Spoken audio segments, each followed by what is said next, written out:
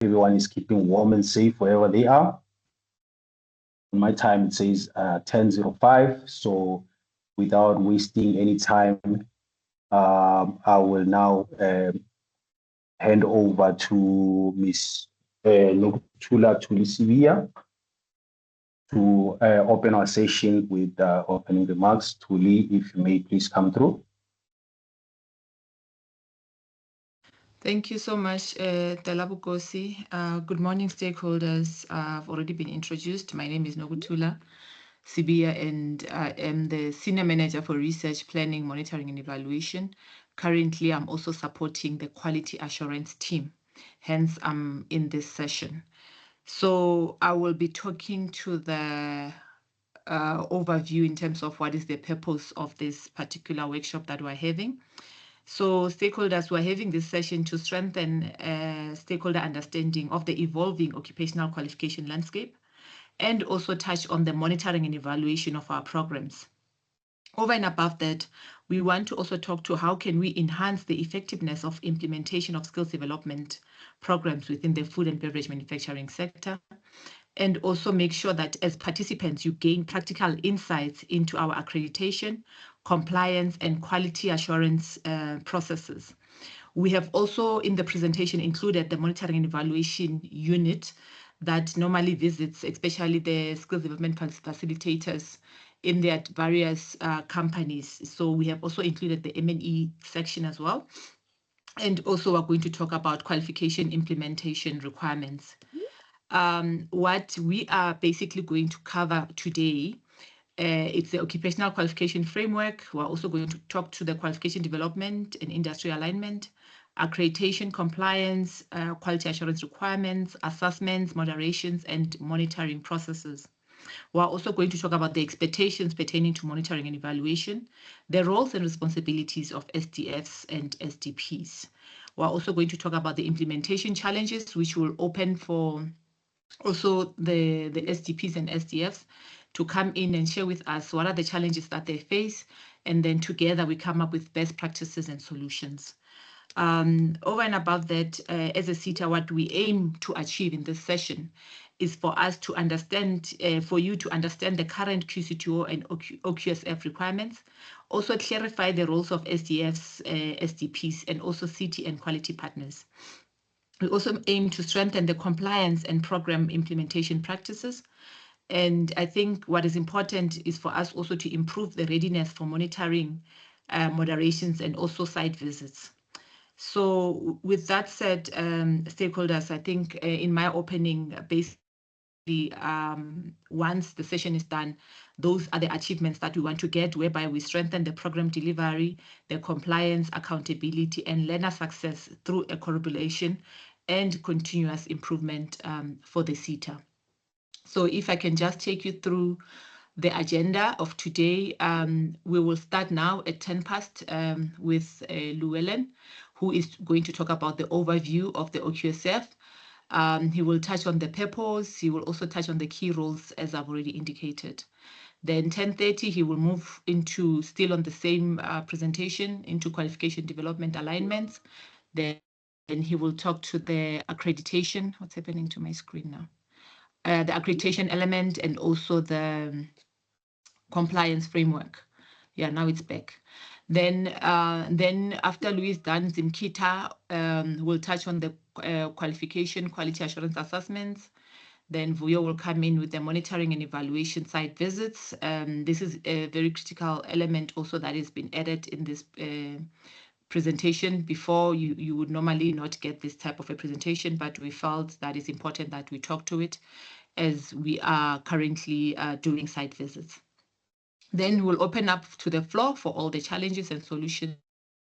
Then we'll move on to way forward. Are there any additional maybe burning items that members want us to add into this presentation, or can I get a mover and a seconder for the agenda?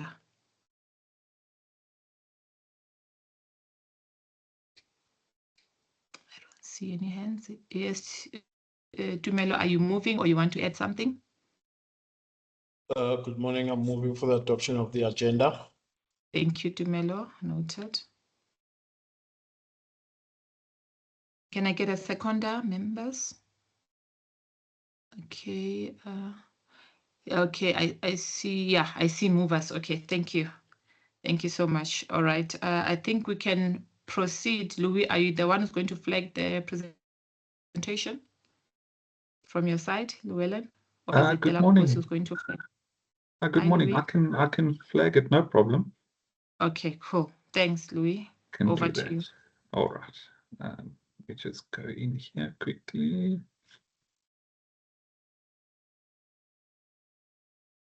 Okay, Hi, thank you so much, Tuli. Hi, Louis.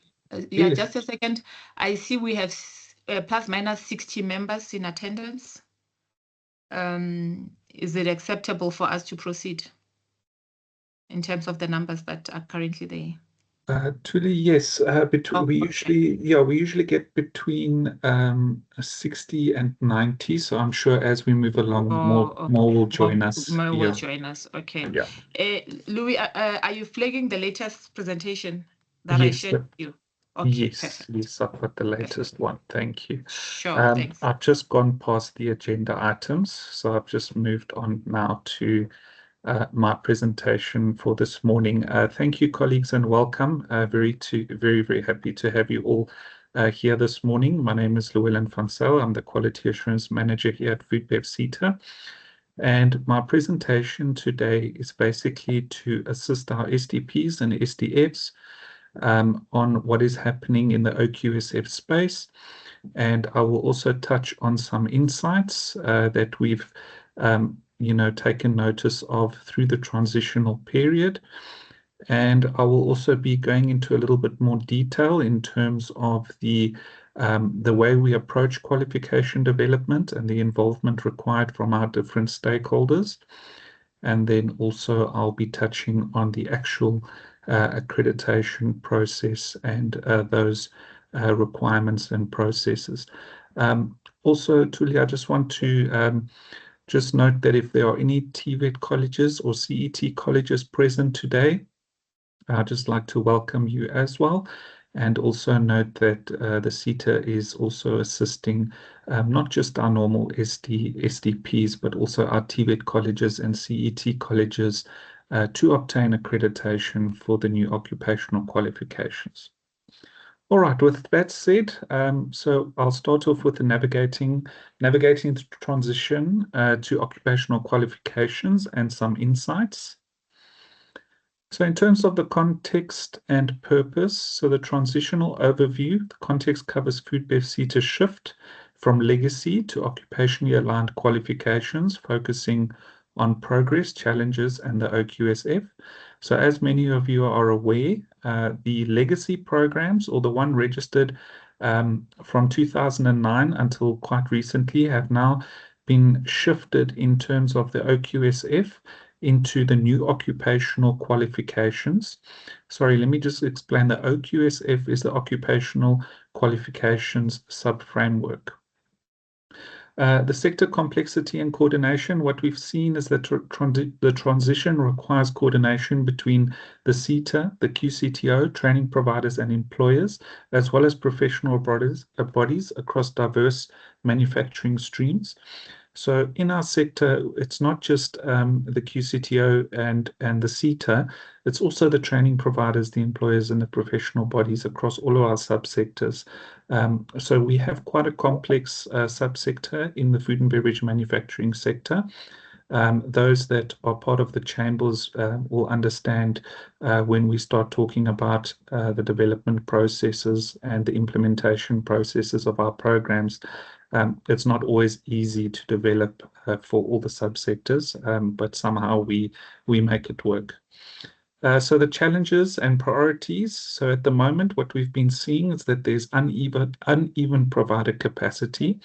There seems to be some infrastructure gaps in terms of some niche qualifications, and regulatory deadlines create some challenges for focus areas. When we talk about regulatory deadlines, we talk about the transitional period that has been put forward by DHET and the Minister's Department.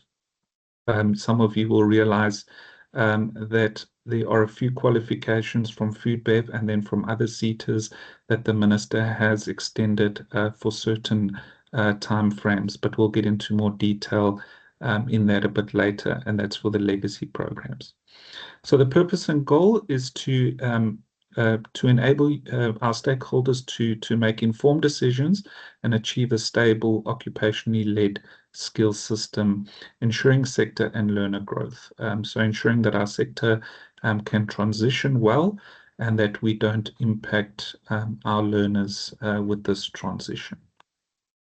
In terms of where we are in the qualification transitioning, currently the FoodBev SETA are in two phases, phase 4 and phase 6. So what does phase 4 mean? It means that we have programs in evaluation.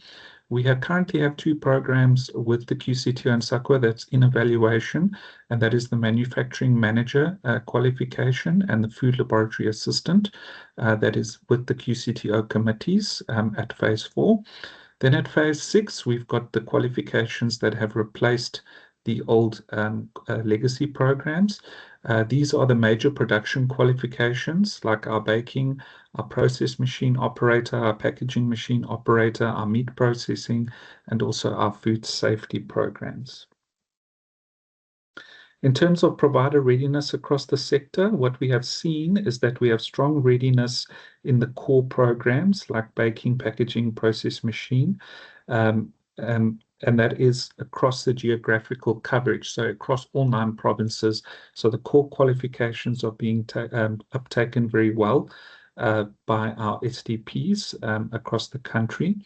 The challenge that we are seeing is in the niche sectors, for example, our dairy sector and our seafood sector. The amount of training providers in those niche sectors are very few and far between and do not cover all provinces. Obviously for seafood, that's understandable. But yeah, we need to find a way of ensuring that not just the Cape Town, Western Cape province has training providers for seafood, but we also know that KZN also have sufficient seafood processing facilities. For the dairy sector, also seems to be focused mainly on 1 or 2 companies and 1 or 2 training providers in the niche sectors there. So we need to try and expand that as well, especially for the dairy sector, to enable more companies to participate on those learning programs. The assessment centers, I always repeat this during the workshops that we have with our stakeholders. Please ensure that as an SDP, when you enroll your learners for an occupational-based program, ensure that you get support from your host companies to become an assessment center. If they don't become an assessment center, it becomes very difficult at the end of the program to find an assessment center that is willing to accept them to come and write an assessment at their facility. And as you know, in our sector, it is quite a touchy subject to have learners move from one company to another to be assessed, especially if those companies are in competition for the same end product. The assessment center accreditation process is not a lengthy or difficult process. We at the SETA are more than willing to assist any employer who would like to become an assessment center for their learners. We can assist you with that process and we can get it done rather quickly. Need for targeted support. So that is something that we need to do in terms of assisting our providers that are not aware of the transition. So we have come across some providers that are still stuck in the old ways and have not been keeping up with developments in the Oqsf space. And sometimes to my surprise, I find these providers are not aware that we are moving over to occupational-based programs and we have to get them up to speed. So if there's any provider in the meeting today that feels that they're being left behind, please reach out to us and we'll assist you to transition to the new occupational qualifications as quickly as possible. So challenges experienced during the transition, like I said, the phase 4 qualification processing dependency on the QCTO and SAQA. Unfortunately, that's not something we can change, but what we do at the SETA is we keep real close tabs with what is happening with the QCTO. and we do have monthly sessions with them, and if need be, we actually go to their offices to get feedback on the progress in terms of our qualification submissions. Provider capacity constraints, limited capacity in the niche areas, like I said before, especially in the dairy and seafood processing sectors. The core qualifications seem to be well aligned in terms of participation from companies and SDPs. So we need to work on more capacity on the niche markets. Qualification relevance. So this is quite an interesting one. We get requested to develop qualifications for certain subsectors. And once they are registered, we find that the uptake for SDPs and learner uptakes are very low. And we need to look at that in terms of ensuring that what we develop is actually relevant for that subsector. Especially when it comes to the new technological environments in the manufacturing subsectors, we find that there might be new occupations that are not being addressed in the current qualifications. So regulatory deadline pressure, like I said, the June 2026 deadline intensifies pressure on our stakeholders that risk learner disruption, etc.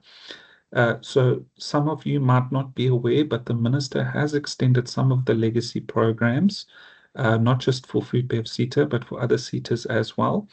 For Food Bev SETA, there are 6 qualifications that have been extended. I can just show you quickly what those are.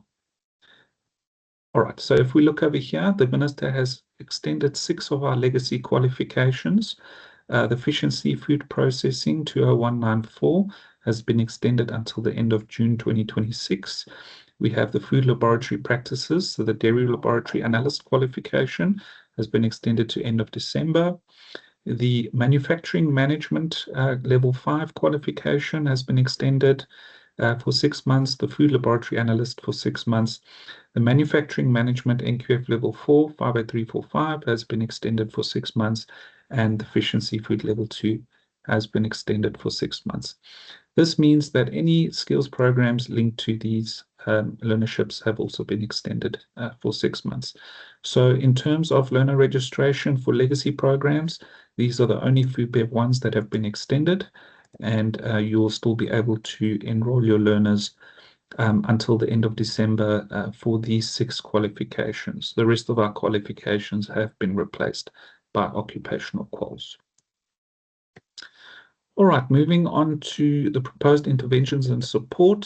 So what we're saying here is that for the accredited qualification processing with the QCTO and SAQA, we are pushing them to process faster in terms of their internal committees, make sure that they sit more often, and make sure that any feedback or amendments required get communicated to the SETA as quickly as possible.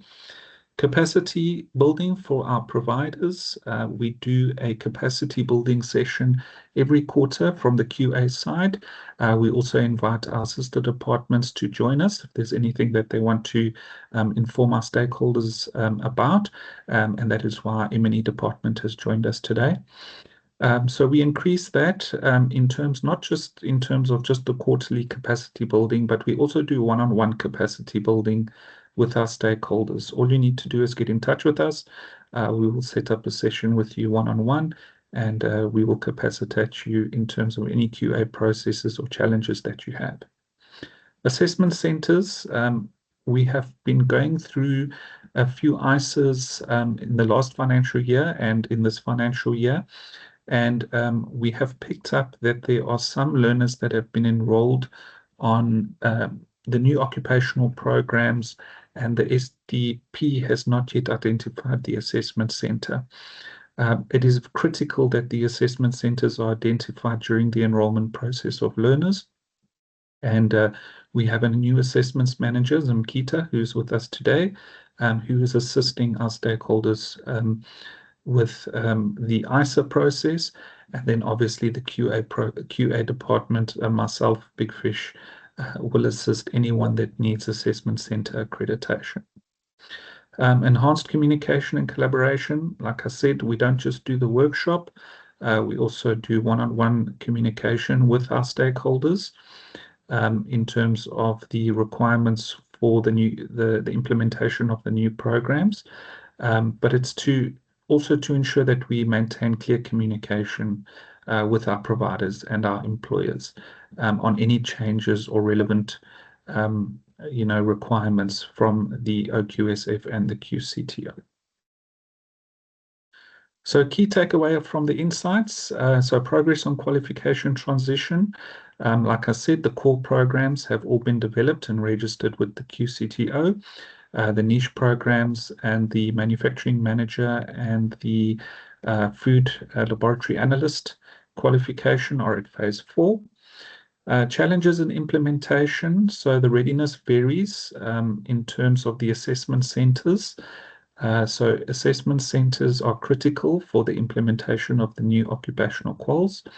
Basically, an assessment center is somewhere where the learner will sit down and write the final assessment that is then hosted by the food FACILITATOR. So if you're an assessment center, we will then develop the assessment papers, we'll invigilate the assessment, we'll moderate the assessment, we'll mark the assessment, and we will submit the assessments to the QCTO for certification. System-wide change approach. So we are developing some new digitized and automated processes with our development team at Solid Growth to make our processes more efficient in terms of reducing manual capturing of data from the QA and LPSP side. But in order to do that, we need to coordinate closely with our stakeholders in the sector, internally and externally.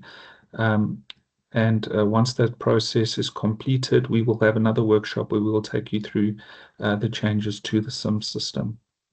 And then outlook, targeted interventions to some of our stakeholders that need that targeted intervention. We will then also complete the transition with all of our stakeholders, through this process. And hopefully within the next 6 to 12 months, we will have transitioned fully from the legacy occupational programs into the Oqsf programs.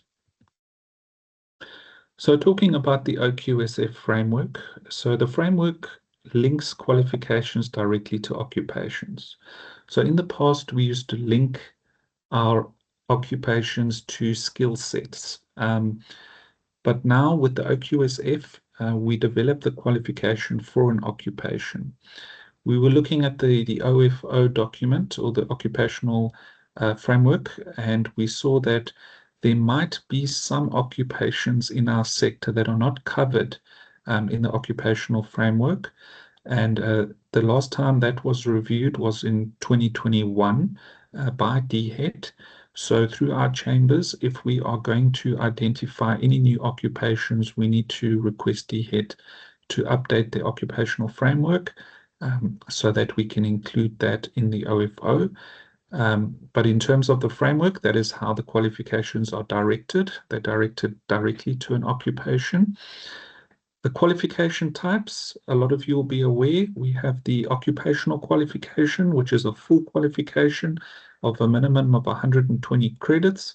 Then we have our part qualifications, which is a new addition to the Oqsf, which is between 60 but less than 120 credits.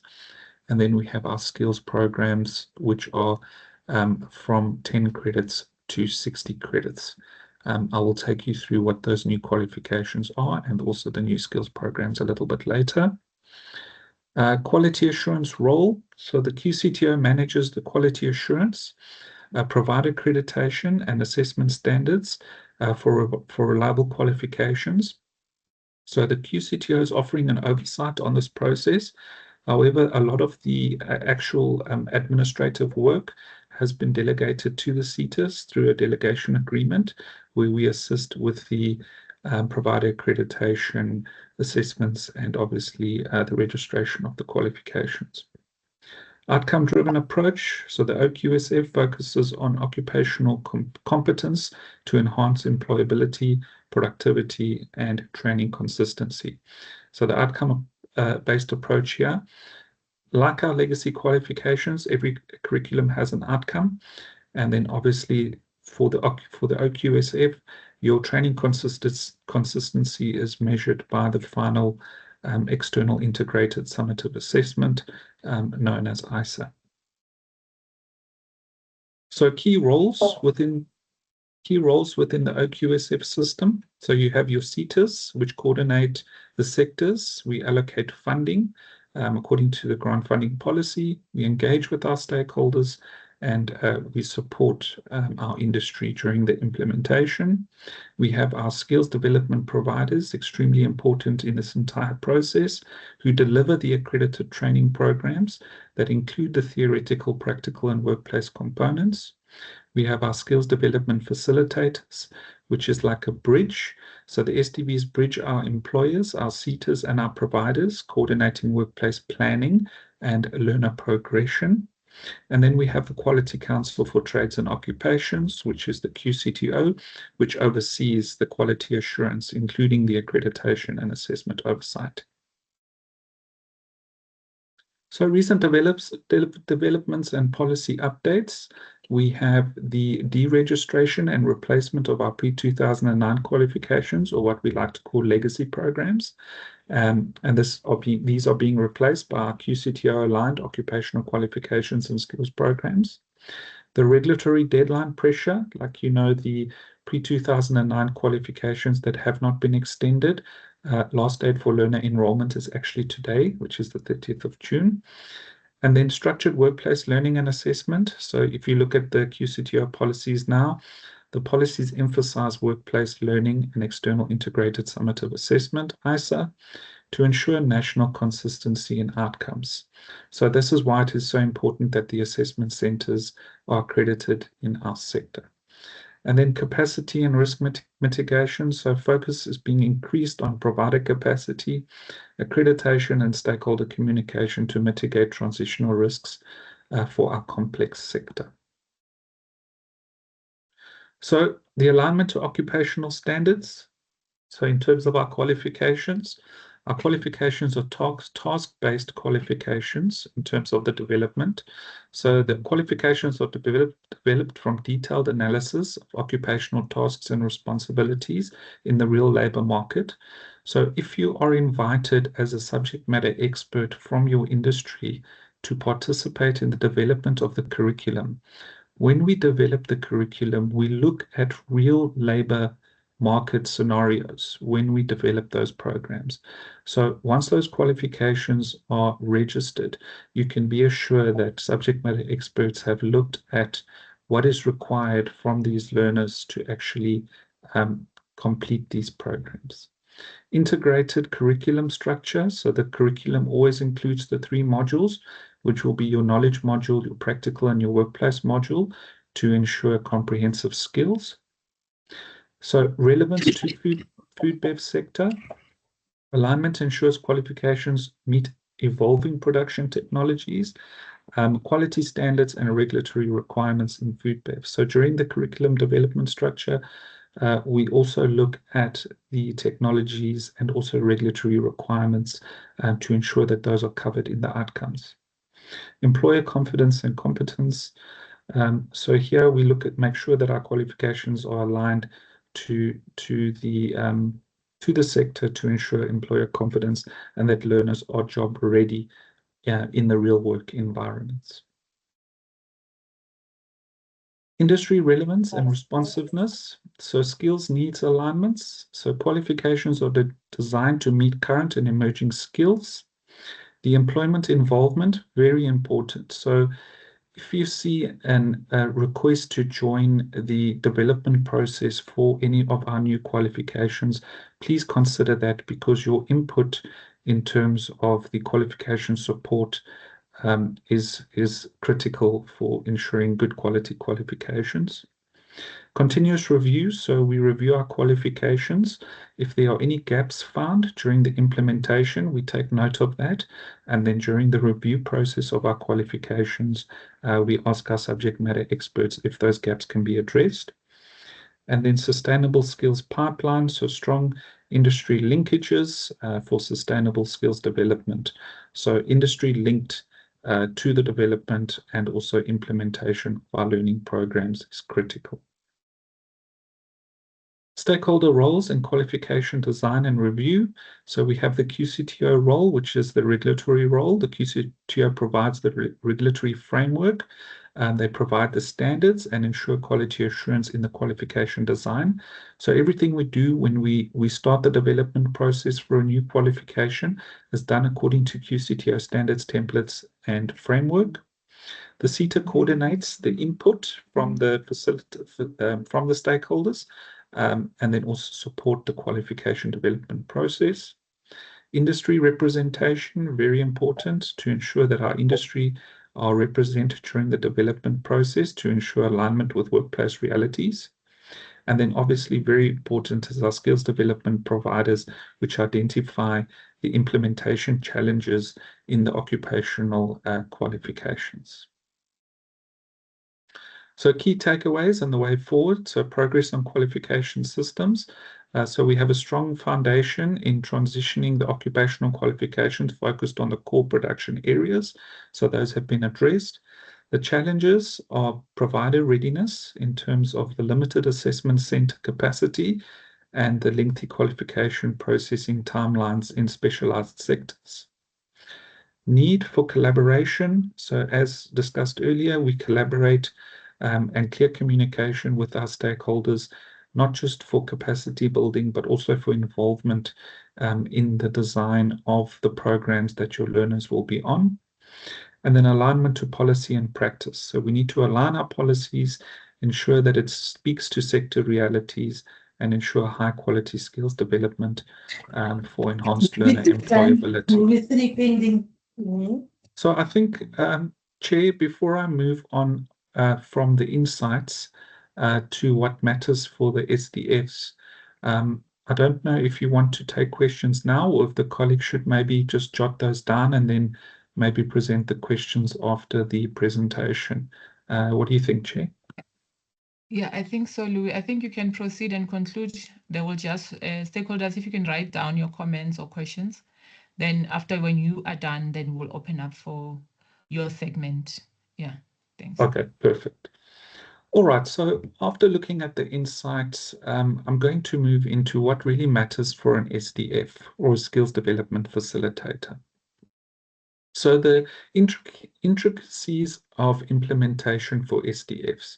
So you must remember that an SDF is also responsible for the workplace skills plan and the annual training report completions. Those must be done for the new qualifications as well, not just for legacy qualifications. Implementation durations based on qualification credits. If we look at the new occupational qualifications, some of them go beyond 120 credits. Our grant funding policies have been adjusted to accommodate this. However, you need to be aware that the higher the credit value is, the longer the implementation is going to take for the new occupational qualifications. Role players are no longer the same. So in terms of what it was in the past, everything happened through the CETA. We now have the QCTO involved as well in the entire implementation process. Roles of assessment centers, extremely important. Our SDPs and FoodBev CETA practical assessors and training facilitators. Those are all new standards and requirements for occupational training. Funding of the new learnership, FoodBev CETA grant funding policy. Like I mentioned, we have made adjustments to the grant funding policy to accommodate those longer learnerships. Sharing of information with CETA, competency frameworks, continued development courses. So any information that you can share with the CETA, either through the chambers or directly with the senior managers, will be highly appreciated, especially around competency frameworks in your companies. Different sets of deliverables to expect from SDPs. So in terms of what you used to expect from an SDP for the legacy qualifications, the deliverables have changed slightly because of the enrollment for the new occupational programs. You no longer just enroll with FoodBev CETA. You also now need to ensure that your learners are enrolled with the QCTO using the LISA document. And then performance against learners. So learners are no longer just confirmed competency through POEs. That is still a part of it, but they now confirmed competency through ISA, which is the External Integrated Summative Assessment. And then workplaces for work experience modules. So SDFs to assist our SDPs in this process. A lot of our SDPs do not have the equipment or facilities available to train our learners on the workplace components of the qualifications. So please assist our SDPs to ensure that through the MOU, they are able to do the facilitation and training on the workplace modules for the new occupational quals. So payment requirements, we still have our grant funding policy linked to payments for registration for progress, which is at 50%, and then obviously for completion, which will be done through the ISA process. In terms of the new occupational qualifications available for learner registration, we have our condensed dairy products maker, we have our fermented dairy products maker, our fresh dairy products maker, our liquid long life dairy products maker, ripened cheese, winemaker's assistant, baking and confectionery, food and beverage packaging operator, food and beverage process machine operator, dried dairy products maker, cottage cheese, butter, cheese maker, ice cream, liquid dairy, meat processing, fish and seafood level 2 and fish and seafood level 3. The two that are currently outstanding is the manufacturing management and then also the food laboratory analyst. For the new skills programs, you'll see the last three there are new, but currently we have the basic food safety complier at NQF level 2, 16 credits. We have the fermented dough products maker, which is NQF 2, 36 credits. Red meat deboner, which is NQF 2, 48 credits. The assistant baker qualification, NQF level 2, 36 credits. Assistant butcher, level 2, 42 credits. And the wine cellar hand, which is level 2, 42 credits. For skills development providers, or our SDPs, we have the accreditation requirements, which consists of your compliance and institutional requirements, your program requirements, and your personal requirements. So what does that look like? It is your occupational health and safety report must be available for upload. Your proof of ownership or lease agreement as an SDP, so that's your physical premises, must be available for upload. Your facilitators' CVs, qualifications, and ID copy. What I can recommend here, guys, is for your facilitators, please make sure that they are subject matter experts or they might be rejected by the QCTO when you upload. Proof of financial stability or business plan. Your tax compliance status must be available for upload. Your CIPC registration documents must be available for upload. Your MOU/SLA for workplace experience, like I indicated earlier, if our SDFs can assist our SDPs with that MOU. And then obviously your learning material matrix. For all learnership programs, the FoodBev CETA does have learning material available, and that will be forwarded to you once you receive acknowledgement from the QCTO that you have applied for accreditation. I'm going to show you what that letter looks like in a few minutes. In terms of the summary of steps for the accreditation process, so the very first step is to identify the qualification or skills program that you want accreditation for. Second step is to go to the QCTO's website directly and complete the application form. So step number 3 is complete the application form on their website. Step number 4 is you'll receive the acknowledgement letter and the link for those document uploads. So those compliance documents I showed you earlier, that needs to be uploaded once you receive the letter from the QCTO. You have 21 days to do those document uploads. If you miss those 21 days, you will need to restart the process at step 1. And then number 6, the QCTO accreditation site visit, which is conducted by FoodBev CETA. So we receive a schedule every month from the QCTO of all the providers that have applied and have successfully uploaded their required documents.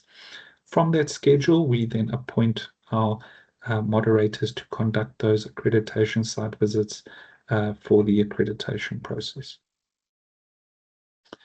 In terms of the steps for the program, so you can find all of the learning programs that are available for accreditation on the QCTO's website. If you can't come right there, just let us know. We can send you a list of all of the food bev programs that are registered with the QCTO, as well as our skills program. That list is also available in this presentation, and this presentation will be shared with everyone after this session. So once you go to the QCTO, be a good idea to download that first document there that says the road to success. Download it, have a good read. It's quite a long read, but read through that document, and it's going to explain a lot of the implementation processes that should be considered when applying for these new occupational qualifications and implementing them. You will find at the bottom of the landing page, there are 3 critical sections over there. You have the Skills Development Provider Accreditation link that is for occupational qualifications and part qualifications. So if you want to apply for a full qualification, you will click on that first one. Then if you want to apply for a skills program, you will click on that second one. And if you want to apply to become an assessment center, you will click on that last one. I'll show you what those documents look like. So for a skills development provider for a full qualification, it's the orange document.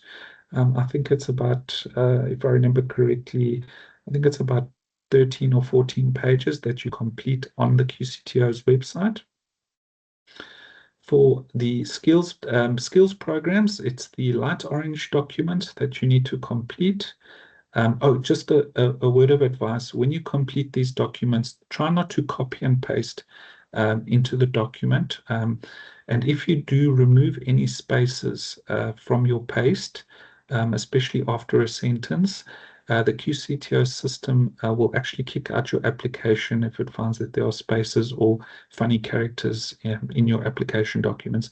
So what I suggest is just type everything in so that you're sure that there's no unnecessary spaces after or before your sentences. And then for your assessment center accreditation, that is the green document that you need to complete, and then click submit, and then the QCTO will send you this letter over here, which is the acknowledgement, accreditation acknowledgement letter. And this will then just highlight to you that you've made a successful submission, that there's no issues in terms of the online system, and that it's gone through to the QCTO. And you receive this acknowledgement letter, and at this stage, if you need learning material for any of the full learning programs, you can forward us a copy of this letter, and we will then respond with a link to the learning material for the program that you applied for. Also note that in this letter, you'll see, don't just look at the first page, go down, look at the second page, because the second page also includes the link and the list of documents that you need to upload to complete your accreditation process with the QCTO. So just pay attention to that. In terms of the QCTO accreditation process flow, so it starts off with the desktop evaluation. So you receive your acknowledgement letter. You will then be given 21 days to make your upload. So once you've made your upload, the QCTO starts their desktop evaluation process, which takes about 10 days to complete. If there's any issues, they will let you know that there's an issue with document A, B, or C, and that you need to amend that and re-upload. Then the QCTO sends the allocation application spreadsheet to FoodBev CETA. So if everything goes well with your desktop evaluation, you get included on the application allocation spreadsheet, which gets forwarded to us once a month. We then acknowledge that receipt with the QCTO as a quality partner. We acknowledge receipt within 2 days, and then we allocate our subject matter experts against the schedule within 10 days. And if the QP fails to comply with that, the QCTO might take over that scheduling process. So if you have, if we receive a schedule today, within 10 working days, within 12 working days, we should have appointed our subject matter expert in terms of the moderation process for the accreditation site visit. Then the QCTO will acknowledge receipt of the approved site visit schedule. So we'll let them know that we've scheduled your company for the site visit. Phase 2, the site visit takes place, and the site visit package should there anything fail in terms of that, the QCTO may intervene on this process. But basically, phase 2 means that we have confirmed that we've received, we have acknowledged receipt, and the QCTO has approved the schedule. Then the QCTO quality checks the site visit reports submitted back to them. They do their internal checks, and then their internal accreditation committee sits bi-weekly to process all the reports that have been submitted by FoodBev to the QCTO. The QCTO has then given themselves a 90-day turnaround time in terms of communicating the final outcome to the SDP and the CETA. And I think from my side, Chair, in a nutshell, that is it. Thank you, Chair. Thank you so much, Louis. Right on time. Members, the floor is yours for any questions related to what Llewellyn was presenting. Okay, I see there are how many hands? One hand from Lebohang. Lebohang, please do come in. Oh, thank you, Chair. I just wanted to just clarify a thing or just get an understanding of the learning material side of things. It was said that when we are applying, we should send in the acknowledgement letter so that FoodBev can assist us with the learning material for us to be able to proceed with the applications and, of course, training. So I wanted to check, is it only for full qualifications or is it as well for short skills program that we would be applying for? As currently our colleges applied for one assistant baker program of which we're still struggling with the learning material. So I wanted to just get that clarity there so I understand that now I can send to you the email indicating the acknowledgement letter so that I know I would be able to get that link for the material. Thank you, Chair. Chair, if I may. Thank you, Lebohang. Oh, sorry. Lebohang, which college are you coming from? Oh, thank you, Chair. From Capricorn TVET College in Limpopo. Okay, Capricorn TVET College. Okay, Louis.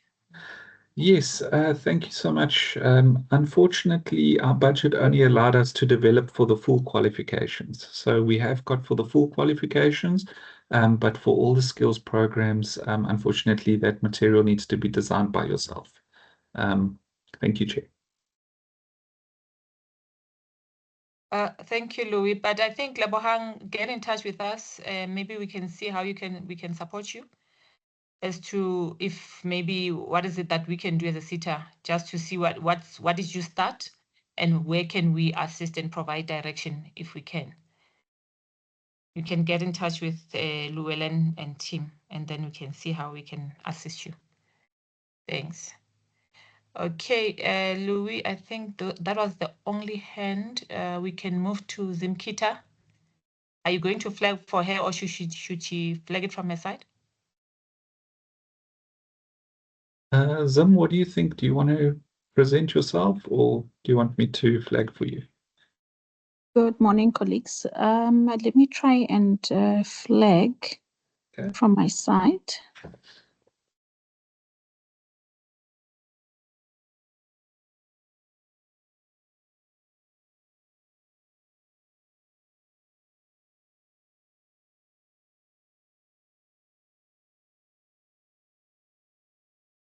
Louis, let me know when you can see it. Okay, not yet.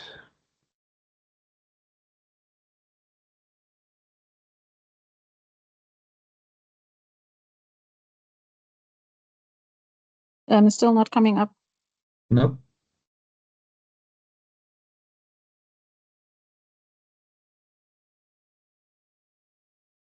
Louis, if you can support Zimkita. All right, no problem. Yeah, then we'll just continue even for Vuyo as well. Thanks. Okay. All right, so Zim, you'll just say next slide when you're ready, okay? All right, thanks, Louis.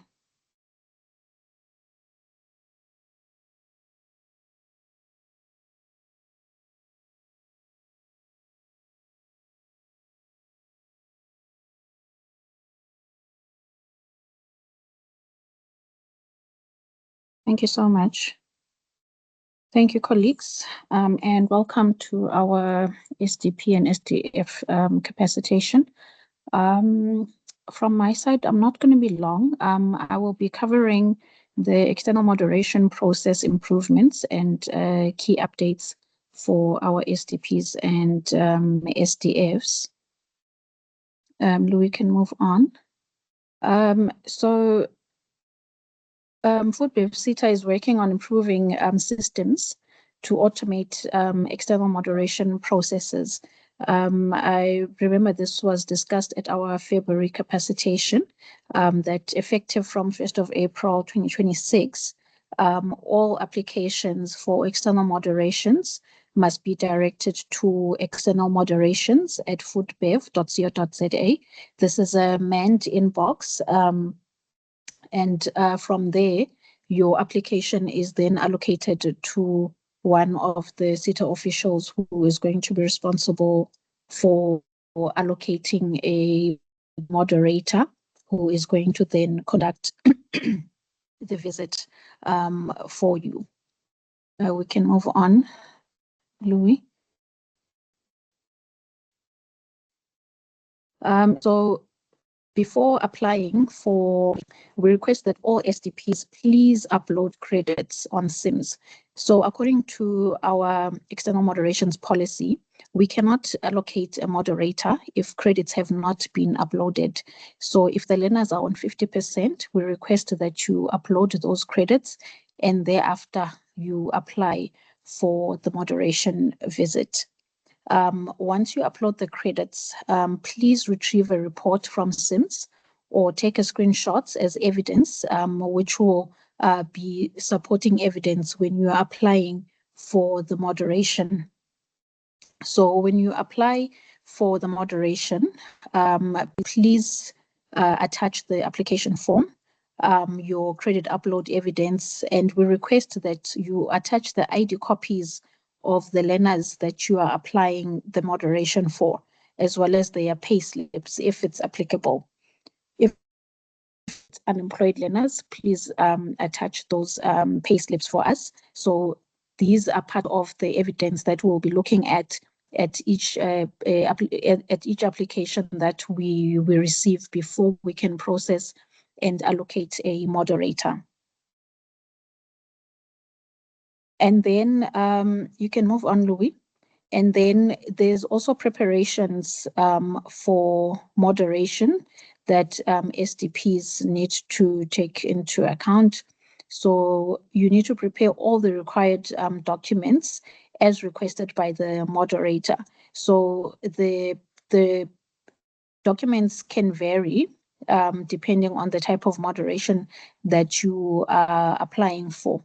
So the reason why we have added these improvements, it's to reduce delays when it's time for tranche payments, as well as to make sure that we are not back and forth with SDPs when we are quality assuring the moderations after the visit has taken place.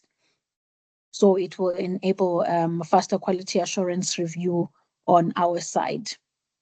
And then we also request that SDPs please take note to separate the learners per qualification and per host company on the toolkits.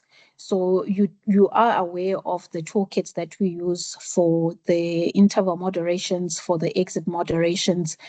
Please separate your learners per qualification. So we know that sometimes you can indicate 3 or 4 qualifications on the report, but when it comes to the learner list, we request that you separate those learners into the different qualifications and into their different host companies.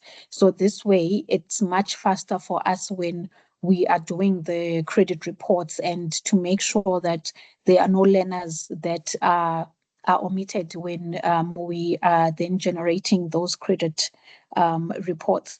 And please also ensure that the list of learners that you capture, it's correct, because at times we find that the ID numbers are incorrect or the ID numbers have 14 digits or 10 digits, or the learner names are spelled incorrectly. So we request that you please ensure that the staff that is responsible for capturing those learner lists, they capture the correct information.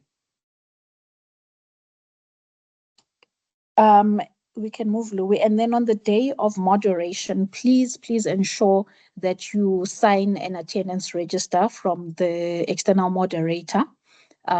This is also an essential part of the supporting documents that we need when we are doing our quality assurance processes.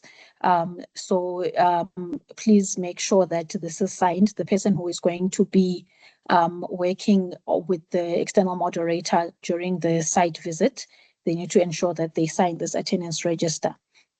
And also make sure that you submit all supporting documents that the moderator requests, because they will then share that pack with us after the site visit has been conducted.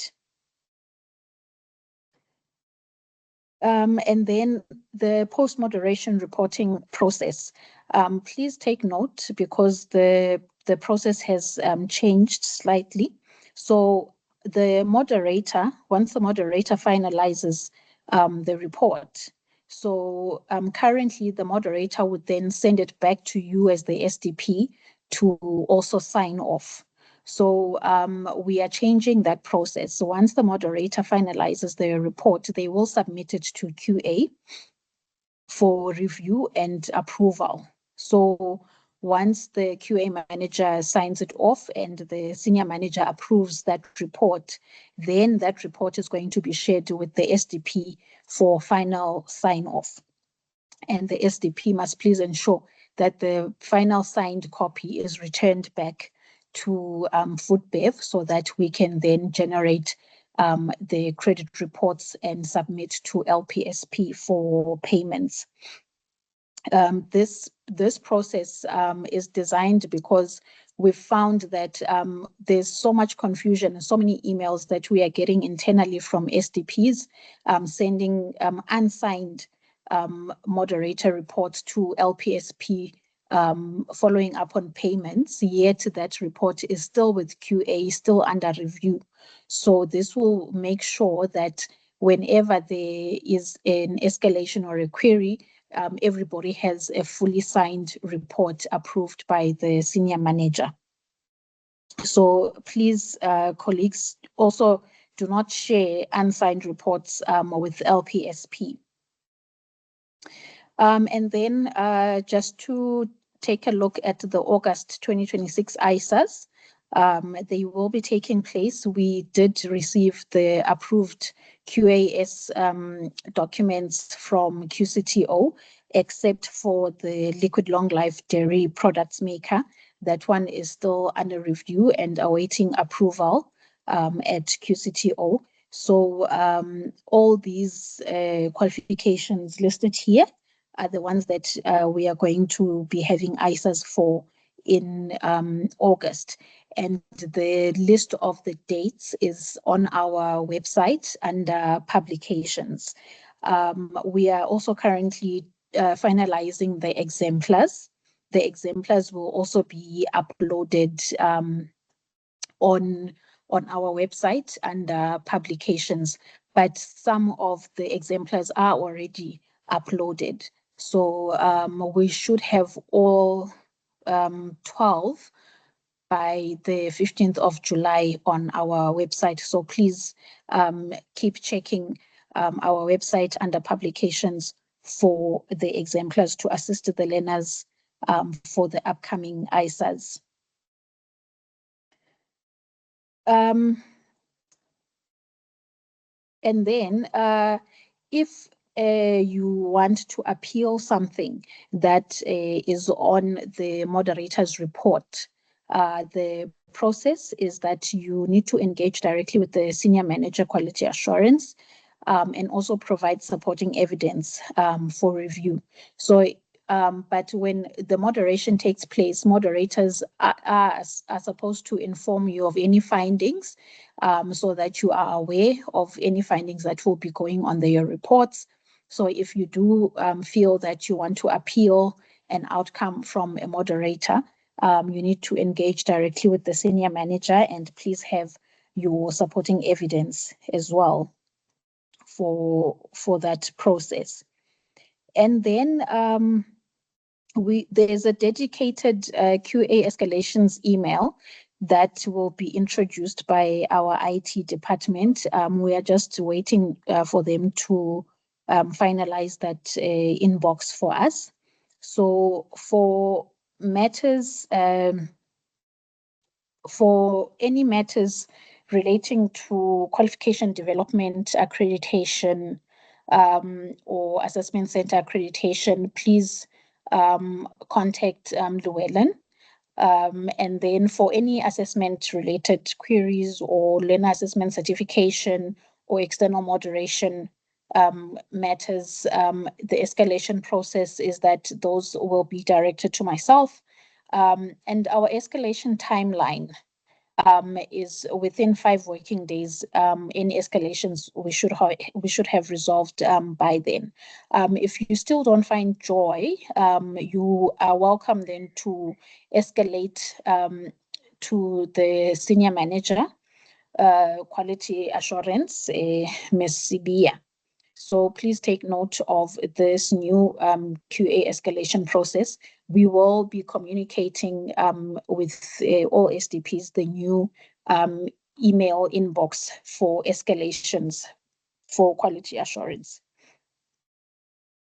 And colleagues, the key takeaways today from my presentation is that we need to submit applications on time. So you need to ensure that you monitor the progress of your learners. When they are on 50%, please apply for interval moderation. And when they are on 100% credits, please apply for the exit moderation.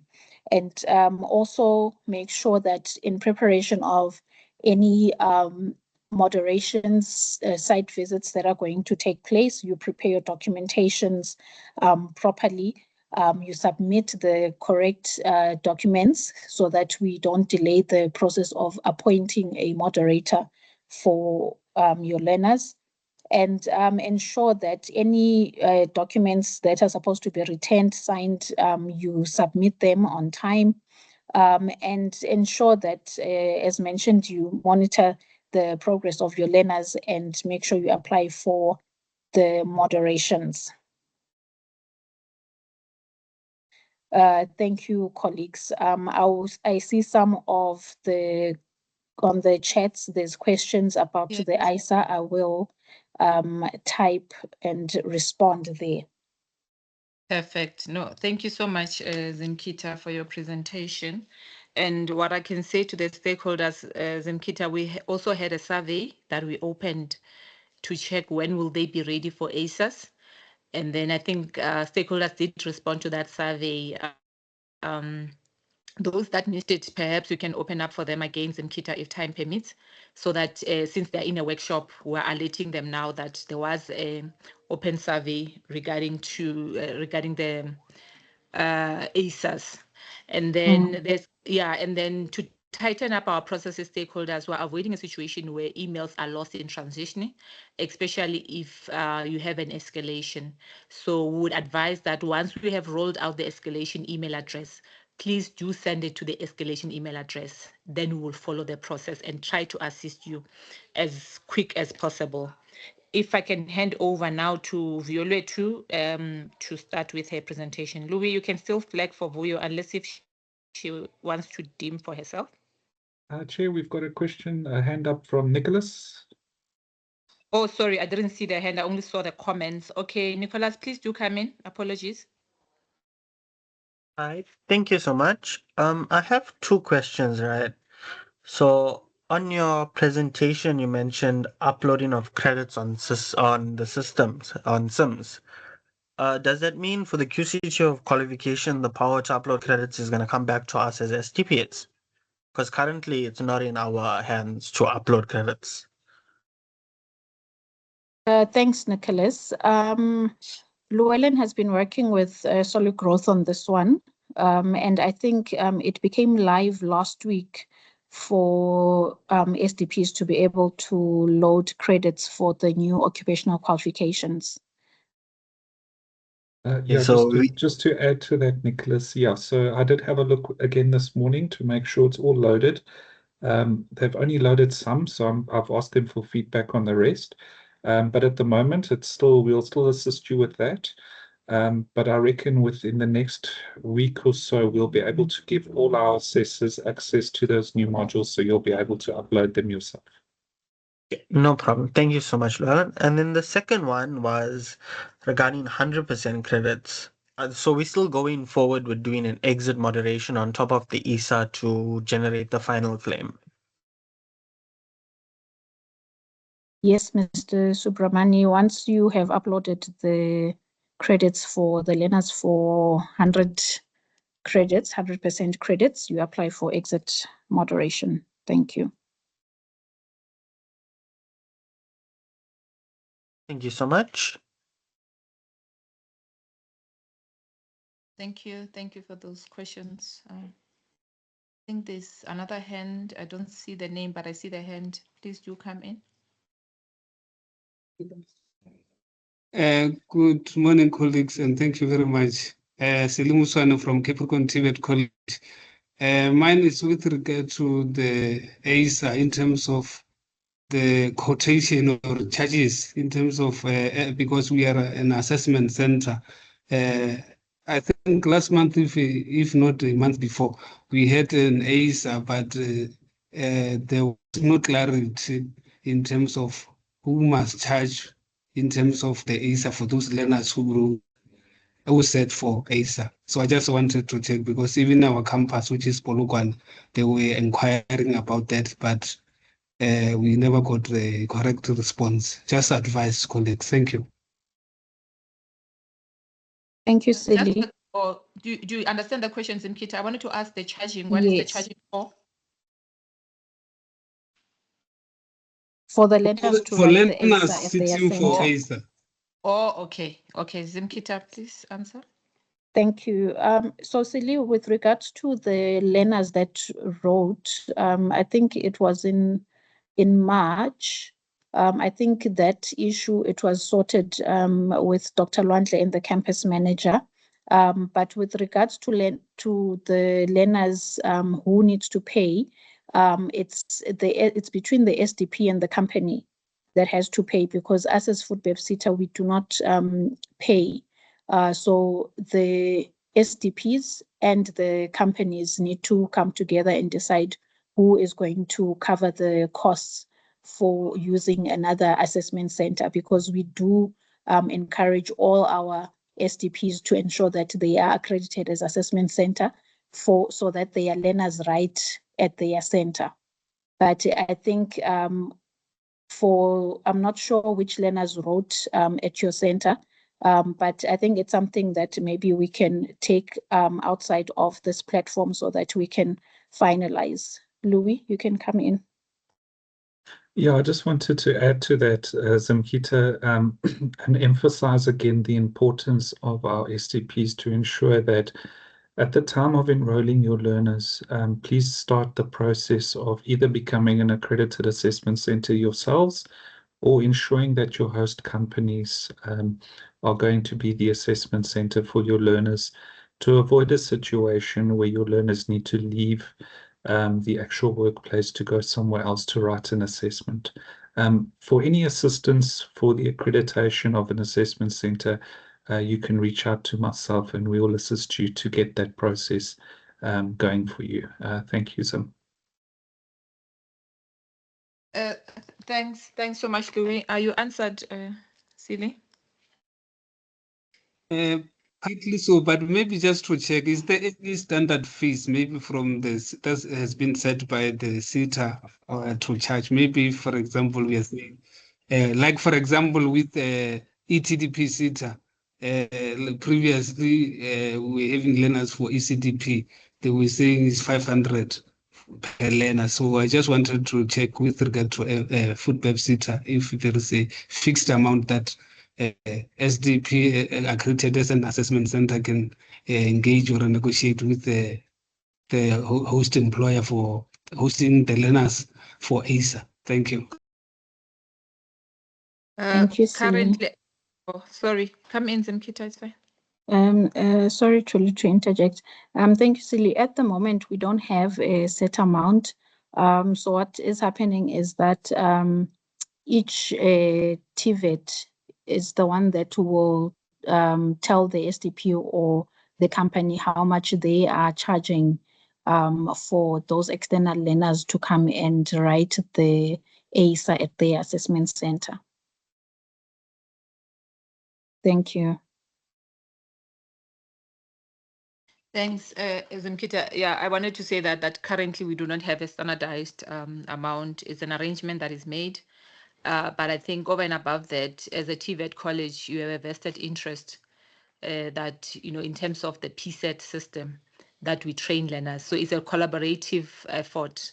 So it's something that you should bear in mind as you are, engaging with the SDPs for them to utilize your facility, that it's a mutual beneficial exercise, so to speak. All right, are there any other, Zimkita, you will reply to all the comments in the chat, or there's a hand from Risunku Investment. Please do come in. Thank you, Chair. Just want to check the turnaround time for the assessment center. We have applied, but we have not get any visit, and we have a program running. And I don't know how long it takes for you guys to respond to or to come for assessment. Thank you.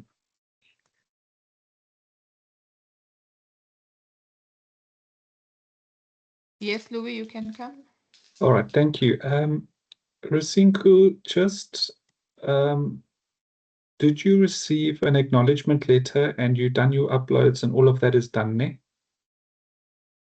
Yes, we have Okay. done everything. All Yes. right, great. All right. So what we need to do is check if you have been put on the schedule. What you can do, have you got my email address, Rusinku? Yes, we do. We All right, also forwarded to some of your colleagues there. Okay, okay, And they perfect. said they still have a long list or something, All right, but okay. we are not attended to yet. All right, just pop me a mail. You can send me a Okay. mail now, We'll and do that. I'm going to just have a look on the schedule, see where you are.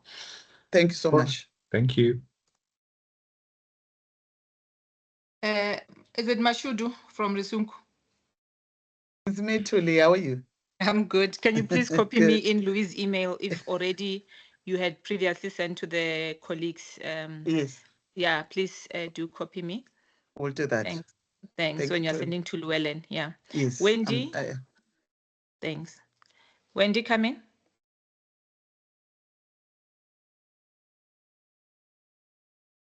Hi, I'm Wendy from Outsource Asset. We are SDFs.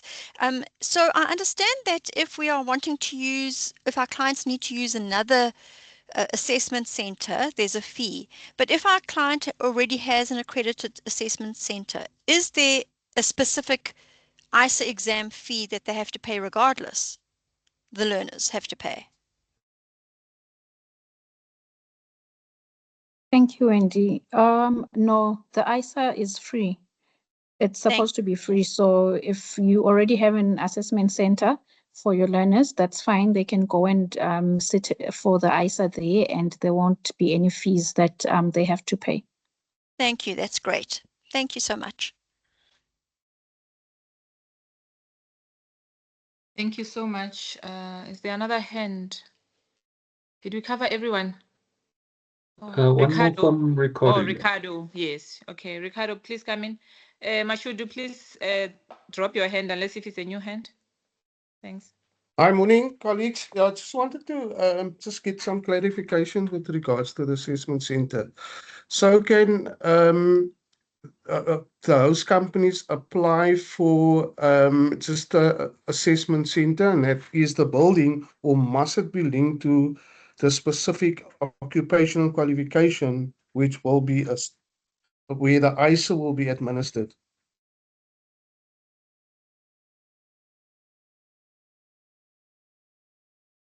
Chair, if I may, Ricardo, I did have a meeting with the QCTO last week and I presented this exact question to them. I said, the assessment center is accredited as a venue.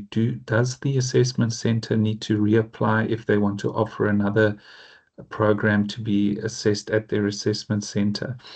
And the response I got was as per their policy, which is per program, per site. So if you have accreditation for baking as an assessment center and you want to also have accreditation for packaging, you need to apply for packaging as well. It needs to appear on your assessment center accreditation letter. So that is their current policy as it stands. But we are pushing them for a review. If they do review, I'll let you know. Thanks, Ricardo. Okay. So for now, yeah, you have to apply for multiple, or Yes. say for instance, for the food CETA's 3 occupational IOCs, it's safe to apply for all 3. Then Yes, my just have next them. question Yeah. Okay. to Next that question. is, because we've experienced some other feedback from different QPs, is that, so for your assessment center, if you apply for SDP accreditation and a site visit, if you apply for a specific site to be assessment center, must you have, so you can't submit the same SMEs for the site visit versus the assessment center for that specific site.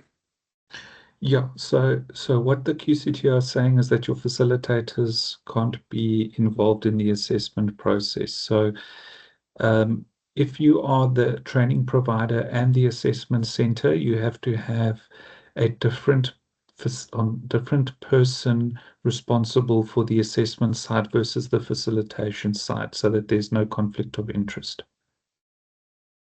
Although the food bev CETA will have be monitoring the ISA themselves, there can't be a connection. So you can't have the facilitator who facilitated the learners also be in the assessment venue during the assessments. I don't know if I'm making sense. Yes. No, Perfect. that makes sense. All right, perfect. Well, the facilitator can only be the invigilator, or if the facilitator is the assessment, the assessor who meets the assessor and moderator requirement. So you're going to have to split your team between your SDP side and your assessment side. So SDPs, we need to collaborate, because this is not off the shelf SMEs that's floating around. Yeah. So what some of our SDPs do, Ricardo, maybe just a little bit of advice, is that they would use a subject matter expert from the host company to assist with the assessment on the day. So they will be in the assessment venue from the company side, and then obviously the invigilator from the monitor from food bev side, so that there's no direct link from the SDP side during the assessment process. Yeah. Yeah. Okay, thank you.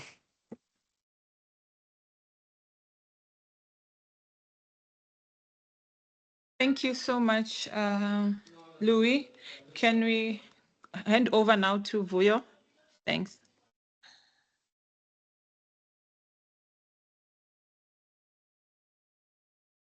Good morning, colleagues and stakeholders.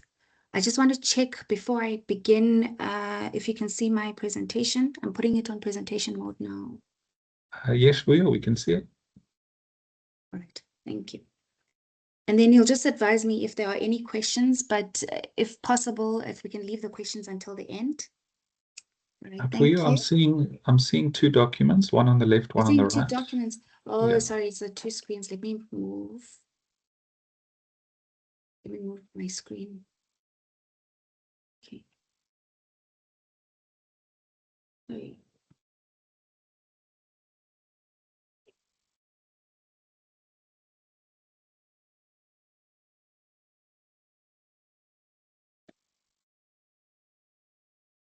Unless you want me to just share for you. No, it's fine, Louis. I think Okay. I'm just trying to, I had two screens open, so the screen opened on the wrong side.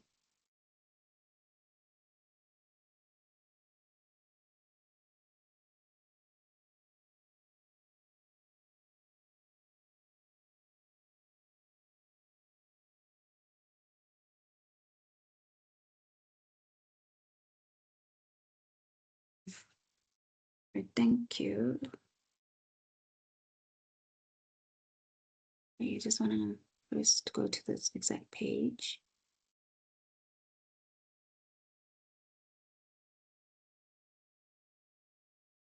All right, thank you very much. As indicated, my name is Violet Tumadyaga. I am the Monitoring, Evaluation and Reporting Manager. And I just want to take this opportunity also to just thank you for your indulgence and for this platform. I think it might be the first time that as the M&E, we've actually had such a platform to actually engage the SDPs and SDFs directly pertaining to our processes and basically what the M&E does and how it affects the SDPs and SDFs in the actual implementation of their programs. So without further ado, just with respect to the monitoring and evaluation expectations, the monitoring function essentially, we come in we are at the beginning of the process when it comes to the point at which we are reporting on the performance information. We also, there is the middle portion wherein it's largely determined by our site visit framework, wherein now we have types of site visits that we undertake in order for us to see the programs that have been registered, are they actually being implemented as per what has been indicated, for instance, from a partnership proposal perspective, and also the expectations now from a learning programs implementation perspective. So I'll just take you through, for instance, what the M&E does now when it comes to now directly engaging with stakeholders. We take it from the point at which we are scheduling the site visits.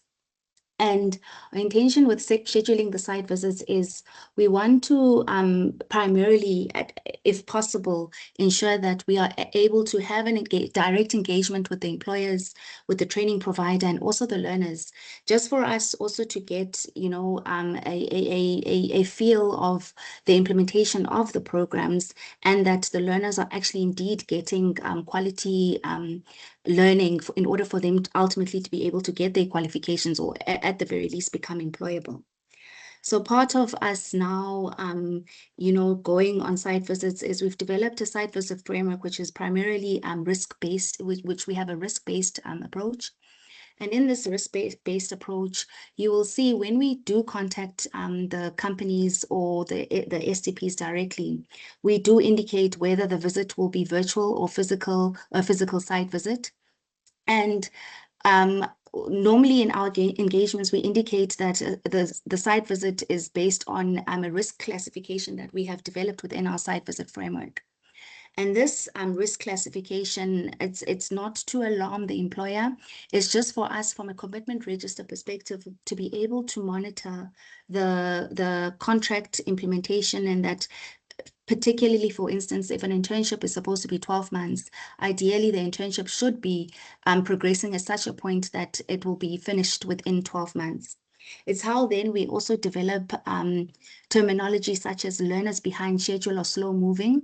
This is on the basis of learners that we have registered, because we look at the average duration of the program. So if a program is supposed to be 12 months, at the very least at the 6th month, there should have been some progress in terms of where the learners are, in terms of how far they've progressed in the program, or at the very least that there should be credits that are uploaded in order for us to satisfy ourselves that the learners are at the very least at a 50% mark. We also look at high value projects. These are also classified according to high because we have a threshold in terms of our projects and how we then classify those projects as high value.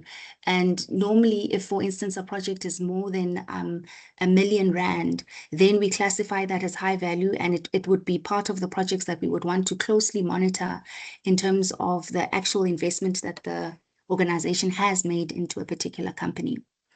Part and parcel of that is when we are now looking for companies that we are going to schedule and conduct site visits at.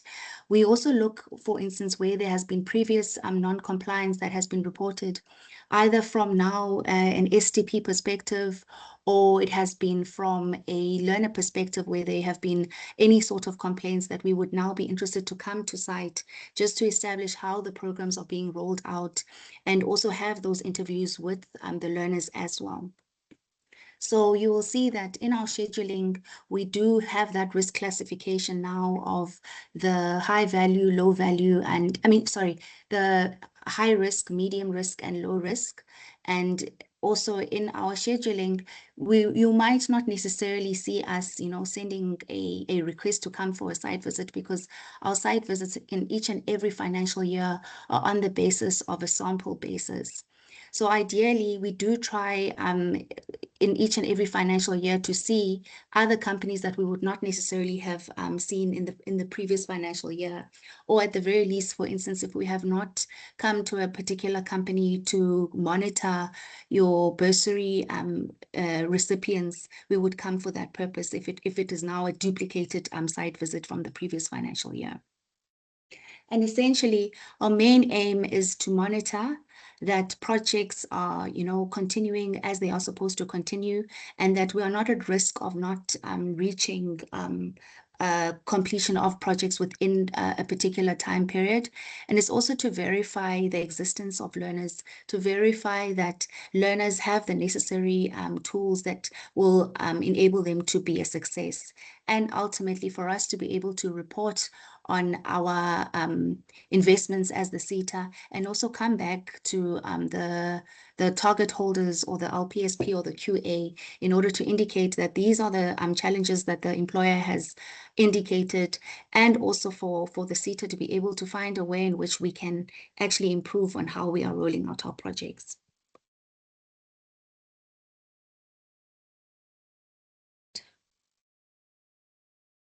All right.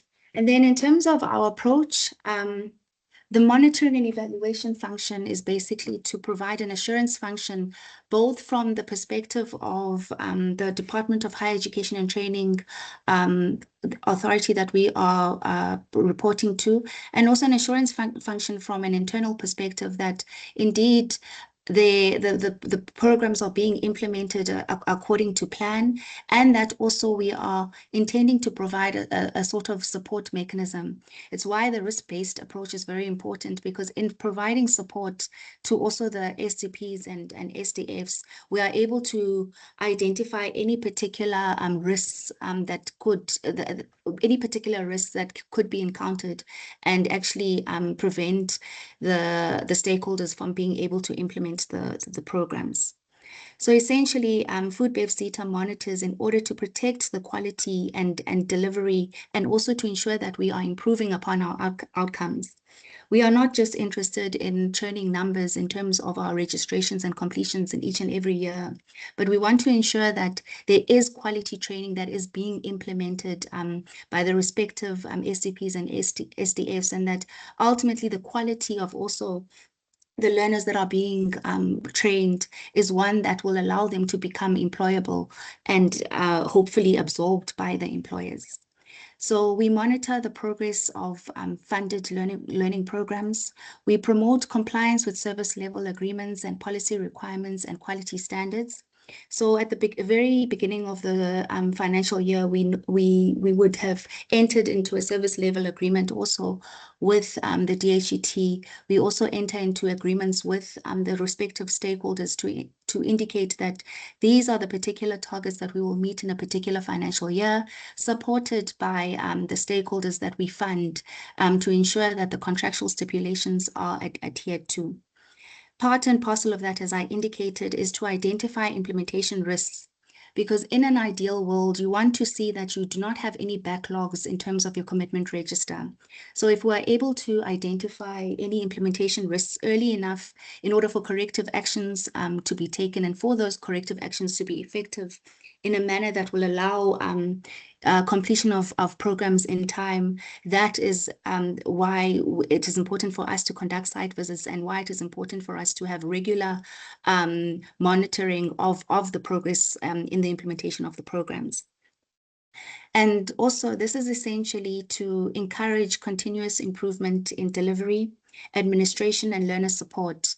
I think we've been very deliberate in mentioning the administration as well, because there are certain a lot of the time, you know, as SETAs, we are told that it's too bureaucratic and the processes are onerous.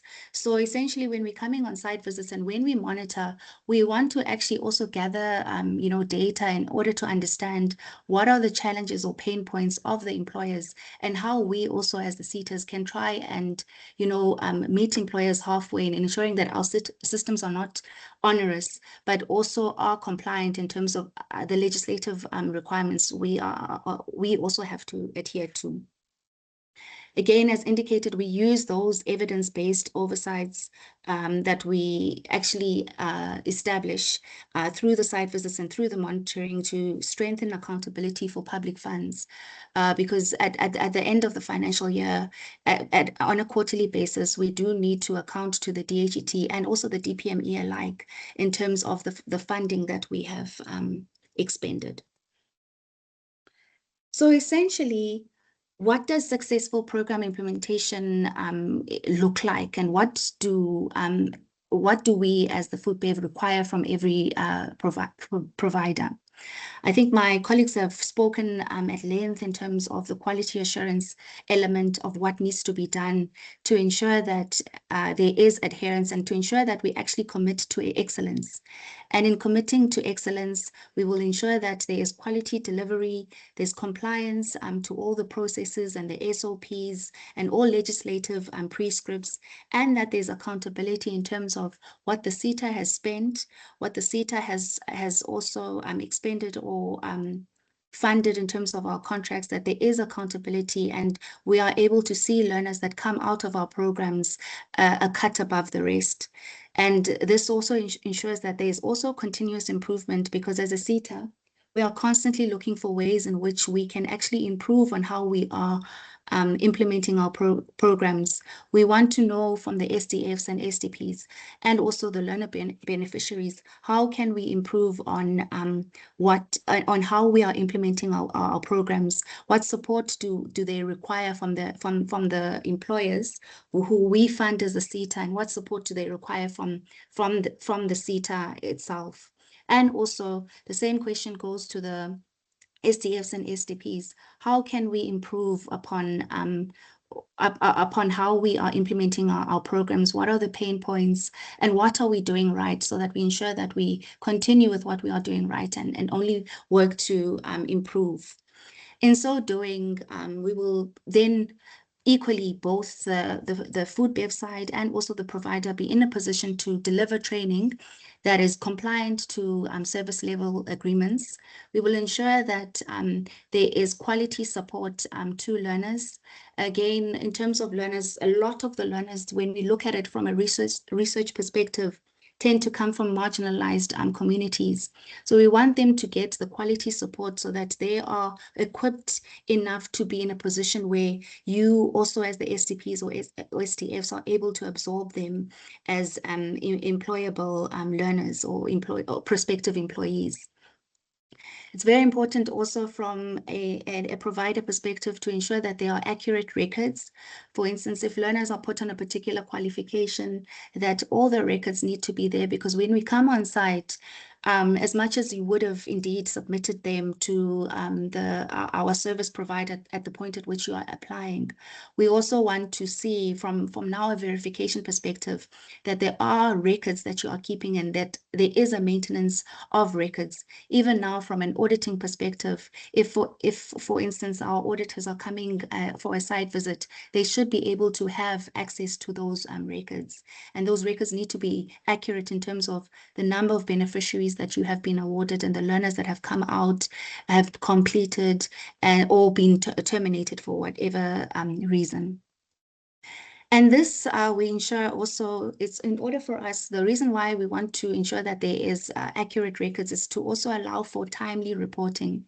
If records are, readily available, it allows you to be able to provide evidence to both the quality assurance and the learning programs and strategic projects departments in terms of the supporting documents they need from now a quality assurance perspective and also from the perspective wherein they are now paying for the respective tranches. It's also to allow for all parties to be able to implement any corrective actions that will ensure that we are complying with both the QC2O and CETA standards. Then why M&E matters and why actually the CETA or the DPME has actually institutionalized M&Es in each and every CETA. It's because we want to be able to account for effective use of public funds.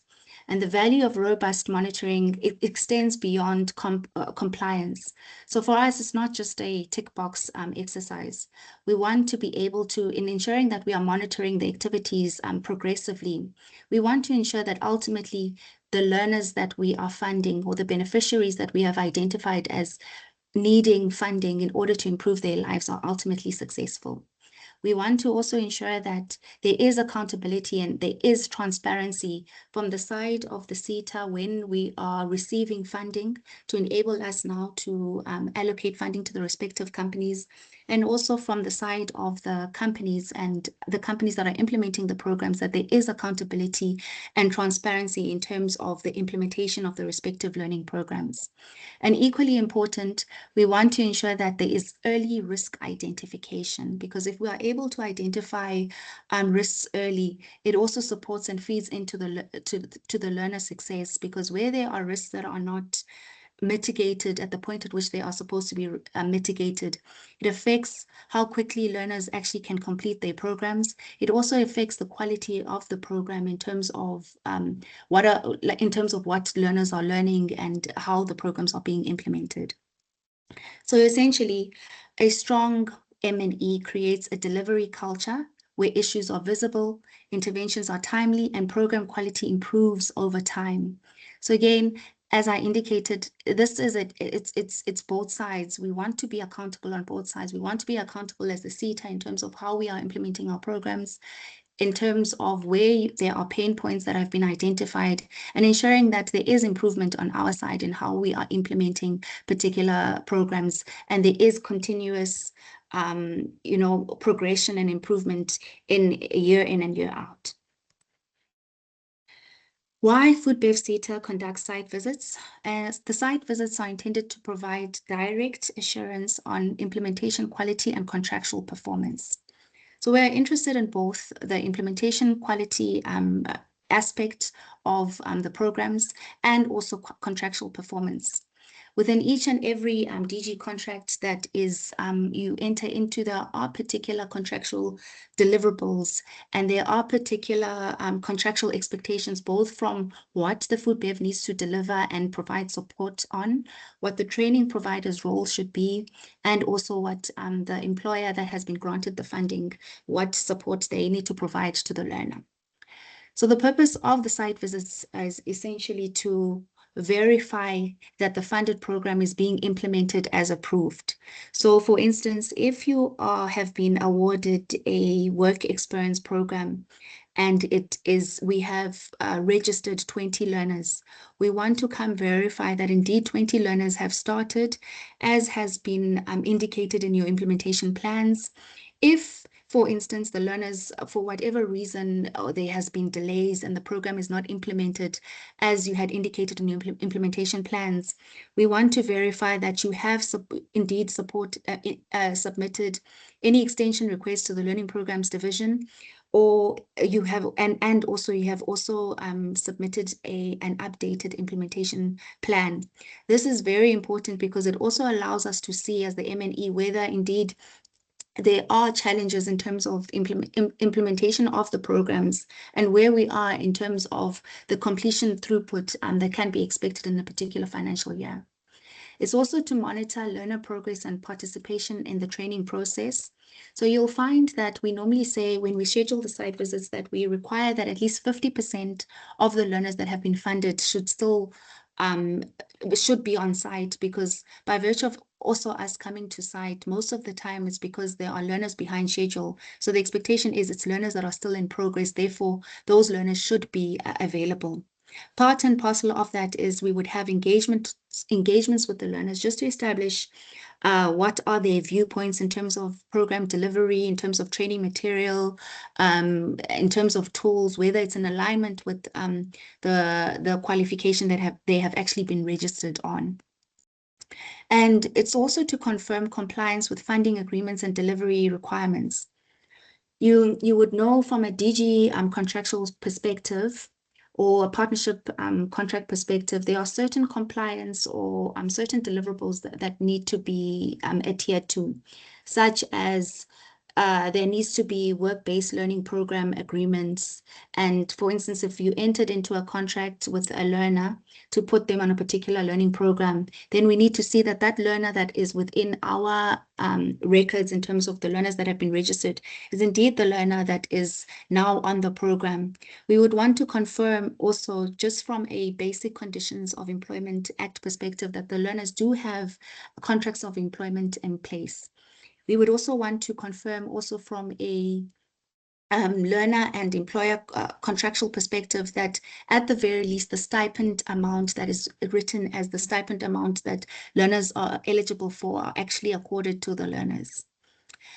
And it is also to identify any operational risks, gaps, and emerging challenges.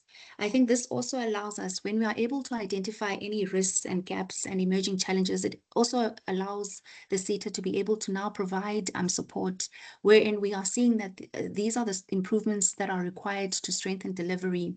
And this is actually how we should, change our strategy in terms of implementing our programs, or even from a site visit perspective, this is what we need to look out for. So to ensure that as much as the SETA is not a for-profit organization, but we want to ensure that there is return on investment in terms of the impact that the SETA has on the sector, and also in terms of the employability of learners and preferably absorption of the learners. So as indicated, site visits are not administrative checkboxes. They serve as a practical way for us to be able to verify delivery in order for us to identify risks and also to ensure that we are supporting better results. Ultimately, we want all employers to be successful in terms of implementation of the programs. It's why also from now a site visit perspective, we want to see the learners that tend to complete on time or are not behind schedule. We are also looking, at a microscopic level, we look at which training providers actually also, or SDPs tend to be linked to these particular learners. How can we better support SDPs that tend to have learner dropouts or learners that ultimately don't complete the programs? So in terms of site visits, audits, and evidence requirements, as SETAs, we are audited by the Auditor General. We also are audited by our internal audits. So we have to ensure that on a continuous basis that there is evidence that is available, and that all parties are maintaining complete organized records for verification. So during a site visit, we may verify learner attendance and active participation. We would be asking and interviewing the learners just to establish what are they doing on a daily basis, because part and parcel of establishing that is we want to actually see or be able to account for learners actually being on programs that are aligned to their particular qualifications. We want to also verify that the training venues are actually suitable. So if learners are on a baking program, that the venue is adhering to the OHS compliance standards, there's adequate ventilation, and that the venue actually supports overall learning, successful learning of the learners. When we're on site, we do ask that we also take photos of your training equipment, materials, learning resources, and facilities. This, as the SETA, you would see from a contractual perspective, we are bound by the POPIA principles or legislative requirements. So we don't share these documents with any, for instance, competitors or anything of the sort. It's just to ensure that come audit time, we're able to account for the funding that we have expended. If an auditor is asking us, what is the value of putting this particular learner on this program, we would be able to say these learners have been put on a baking qualification. This is the training equipment. These are the facilities that they have been getting practical experience in and theoretical learning. And this is also because from the perspective of the auditors, they audit also on a sample basis. So they want to, even if they have not gone to a particular company, to be able to verify and satisfy themselves that training did indeed take place and that learners are actually getting meaningful experience. So it's important that we also check the learner files and the program documentation.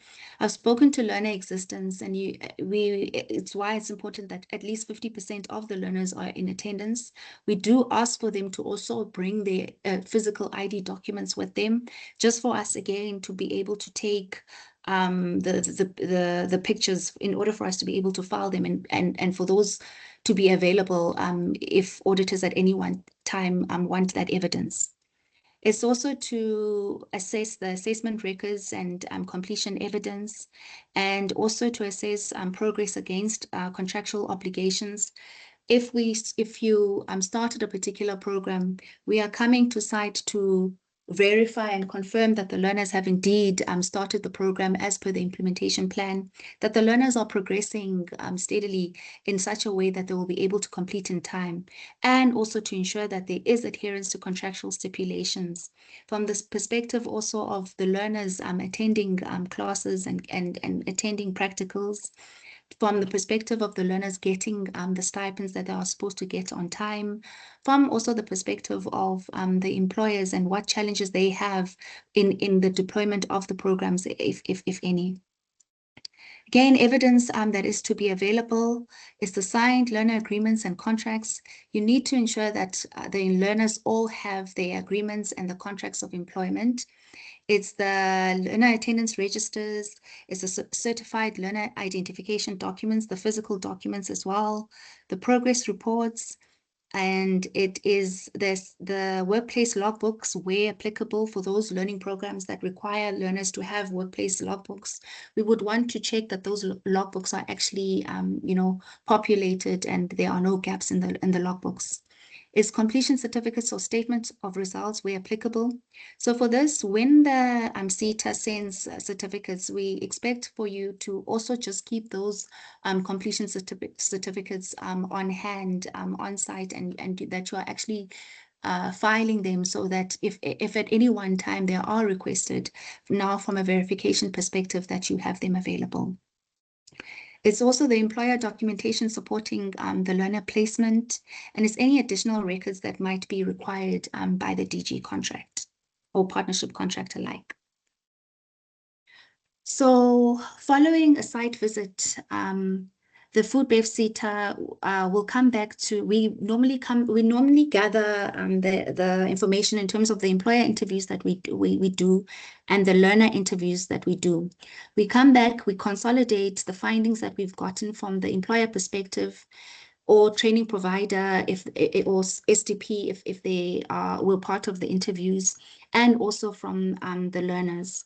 We then share the findings, and we would share the findings with the applicable stakeholders internally, whether it's from a quality assurance perspective, wherein an employer has indicated that they are experiencing these particular challenges, or they are waiting scheduling of ISA, or they are waiting for their exit moderations to be executed. We would then come back and share with the LPSP, wherein, for instance, it's a contractual issue that you have, or a payment issue that you have, or if it's a quality assurance related matter, then we would come back and share it with the QA.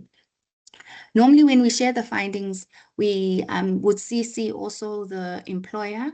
And the reason why we do that is for you also to be aware of the findings have been shared with the respective department that is actually implementing whatever recommendations that are, or findings that have come out, and for us also to be equally accountable in terms of having come back and relayed the findings and ensuring that there is actually movement in terms of those issues. So part and parcel of us sharing those findings, we would then come back and say the corrective action that is required would be, for instance, if there are learners that are not terminated, that need to be terminated. If there's an extension request that needs to be submitted, then it also needs to be submitted and executed by the Learning Programs Division.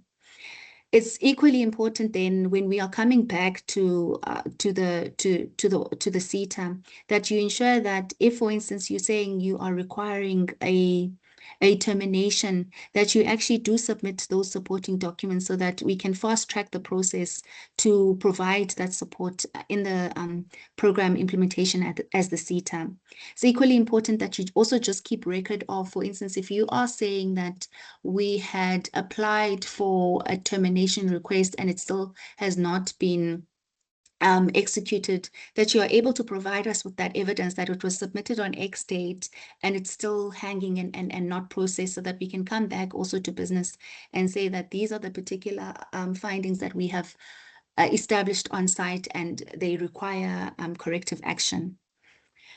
And part of our role also as the M&E then, upon establishing particular findings and recommendation, we develop the site visit tracker, and we use the site visit tracker basically to monitor the progress against outstanding actions that we have identified during the site visits. So we have a site visit tracker that is for an annual site visit tracker that tells us each and every company that we have visited. These are the outstanding issues that we have relayed to the respective departments. These are the items that have been closed, and these are the ones that are still open, that we are also continuously following up with the divisions to ensure that they are closed. And this is in order to support the program implementation. So I've indicated that also once we have sent the findings, we will then develop a report, a site visit report that we send back to the employer, wherein we are saying this is what we have discussed. Can you also just review the findings carefully in order for you to confirm that what we have captured is indeed what you intended to be captured, and there are no gaps in terms of what we've captured and now relaying back to the CETA. And we would require for the providers also to close the gaps with clear corrective actions and evidence, and also to escalate any implementation constraints early so that support can be provided as early as possible. And also, where possible, for the providers also to indicate any improvements that you would require in the program implementation, also from a CETA perspective. I think then this brings me to the end of my presentation. I will take questions. Thank you. Thank you so much, Vuyo. Are there any questions, stakeholders, for the M&E segment? Okay, I don't see any questions, Vuyo. I think our stakeholders are now accustomed in terms of what we look out for, and they understand when we are on site to make the learners available as well. So without any waste of time, stakeholders, we are moving into an open discussion where you will talk about any challenges, solution, just for us to engage you, that you can share with us, and also what is it that we can solve together, and what are the best practices for those that are struggling. So we will learn from you, you will learn from us. That's the purpose of this particular segment. So the floor is open. Louis, if you can facilitate the Q&A for this particular segment. Yeah. Sure, no problem. Thanks, Louis. All right, colleagues, anything on your mind, any challenges you are having, anything you can suggest to improve our processes, obviously anything in our control. If you can't think of anything now, you're welcome to maybe pop us an email later and we can communicate with you directly. Yes, Natalie. Hi, Llewellyn. Sorry, I did post in the chat group.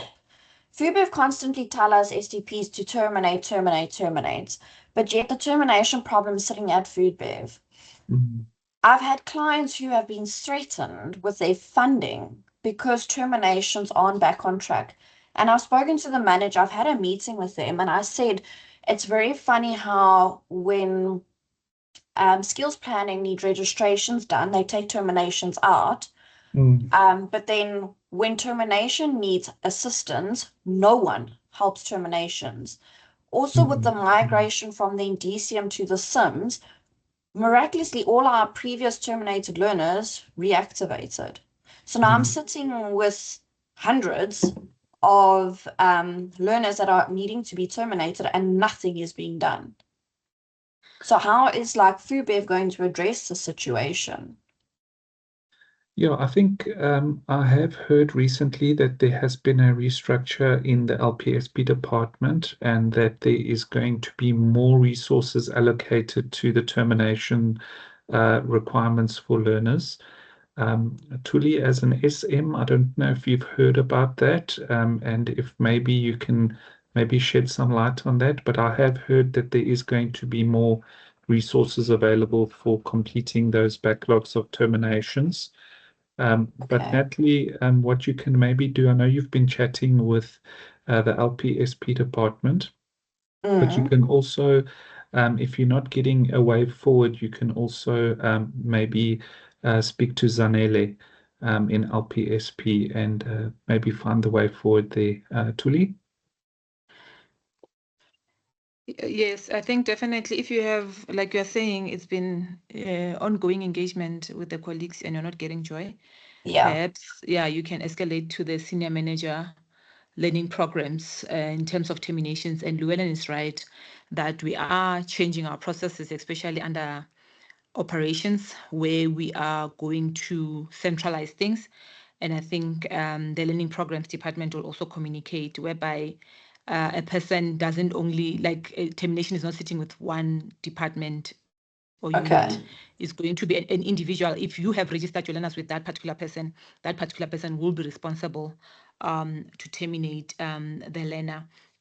I know that the general manager was in the meeting. I'm not sure if he's still here. Perhaps he can add on to when will this be officially rolled out, so that at least the frustrations that you've been experiencing might be, managed better.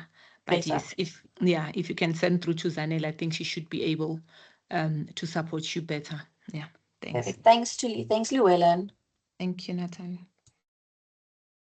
Right, Silly, come through. Thank you very much. Mine is with regard to the workplace approval. I didn't hear anything unless maybe I was a bit distracted as Silly, to. is that for your trade programs? No, I just wanted to check as to do you also conduct workplace approval for all your funded programs, because we have not of recently having funding from FUBIV. So I wanted to check with regard to that. Also, is it a mandatory? Yeah, because so if you find that with other SITAs, you find that when you claim first range, you have to have a workplace approval before you can submit. So I just wanted to check from your side as the FUBIV SITA. Thank you. Yeah, so as far as I know, for your trade related programs, your workplace approval must be completed. The Food Bev CETA will do workplace approval site visits on your behalf, and that will be for any learners that come from our sector. So if it's a learner from one of our companies and you want to do an artisan program with them, you can contact our QA department and we can schedule that workplace approval site visit for you. So we do that for the trade programs, yes.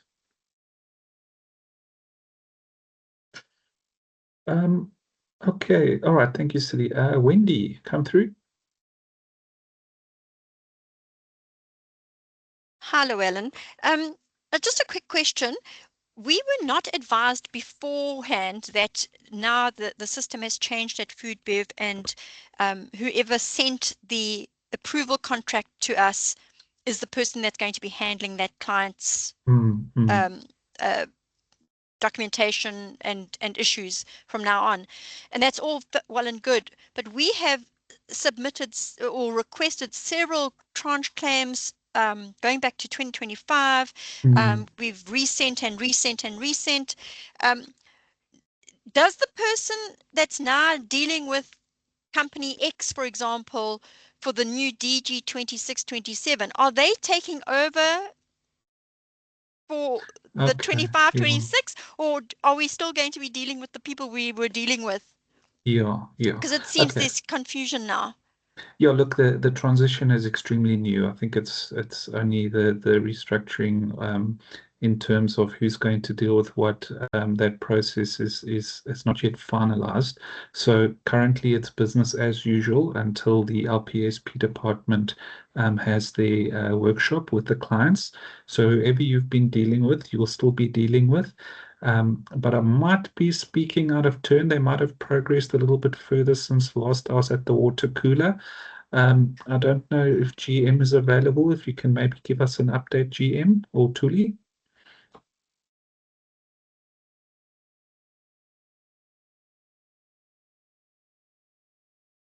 Otherwise, Wendy, we will have to get in touch with our LPSP team and just find out what their plans are for informing the stakeholders of the change. But yeah, so basically that's what is happening now is there is going to be a change in terms of who deals with what. But until we get official communication from our LPSP department. Yeah. Yes, Julie? Hi, Louis. Yes, no, the GM is in the meeting, so he will give background and also what is the way forward and when will the capacitation take place for the stakeholders in terms of how far the progress is. All right. GM, over to you. He's here in the meeting. Good morning, SDPs and everyone in this session. It gives me a great pleasure having listened to all the discussions. I think with this type of engagement, we will be able to make a difference in terms of the implementation of our skills development activities. So in respect of some of the reconfigurations which we are implementing within the operations department is the reconfiguration of the learning programs and strategic projects unit, wherein in the past, we have realized that it becomes a bit of a challenge wherein stakeholders are to engage for different learning programs, engage with different individuals. Therefore, we have done a reconfiguration wherein going forward, we will be allocating the different individuals to a company. As an example, going forward, let's say if it's we talk about Coca-Cola, then Coca-Cola for all the learning programs, they will be assigned to to the administrator, the coordinator, and the manager, so that we can ensure that when you manage, the manager manages the contract, but not just manages a program. So this will assist us to have a clear understanding in terms of the delivery, in terms of the implementation of different learning programs by an entity, as opposed to where an entity is assigned to a coordinator or a manager for a learnership. However, for another programs, they are assigned to different individuals. So even if we are to track some of their challenges, even if we are to track their payment schedules and so forth, it becomes a little bit of a challenge. The whole intention is intended to streamline all the processes of food BEPS-SETA to ensure that our stakeholders and the activities that we are rendering, they become seamless. So that is the whole intention. However, as we've just started with the contracting, we will be providing similar capacity, but directed or steered by the learning programs, wherein we will be providing updates to all the stakeholders with whom we would have signed the discretionary grant contract. So those are some of the changes which we will be implementing. And into the future, you might be seeing similar arrangement in the quality assurance, maybe because we'll take this as a pilot. And I know, I think stakeholders will bear with us because this change, it will obviously, as a start or right at the beginning now, it would come with some challenges or with some difficulties in that they are used to specific individuals responsible for different learning programs. But however, as we unpack it going forward, we hope that once we are used to it, everything will be seamless. The only part that might not follow this approach as it is, it's when coming to the artisans. With the artisans, we are still finalizing the configuration, particularly because with the artisans, when you come to the issue of certification, you would find out that now we are engaging with NAMB once trade test has been conducted. Now it also becomes another challenge now, wherein now NAMB, it means if different individuals for different companies are dealing with artisans, meaning now if they are to engage with NAMB in terms of serial number issuing, trade test applications, and as well as certification, it would pose another challenge on the other end. So that's a part that we are finalizing to reconfigure, and it will be implemented slightly different, but we are almost at the final stage in terms of implementing those, because the most important thing is to make sure that part of our core services, which relates to learning programs implementation, which includes the payment of stipend, that not necessarily the stipend, but the payment of different tranches, that it gets implemented efficiently. The issue of certification, that it gets implemented efficiently, and also particularly, like I've indicated, in the main, the one where we are experiencing some challenges as it is, and which is a national challenge amongst different SETAs, is the issue of backlog of artisan or the trade test certification. It takes a little bit of long. So there are changes within the learning programs and strategic unit, and I hope that those changes, once we are all once we all get used to, I think we will be able to get the best results out of those initiatives. Thank you. If there are any questions, Tuli, I can take questions in that regard. Okay. Thanks. Sorry, can I just I understand about the restructuring. My question is, do I continue dealing with the people we were dealing with before for the older, not for the new contracts, for the older? So for DG 2526, for example, must we, or will that move over to the new person as well?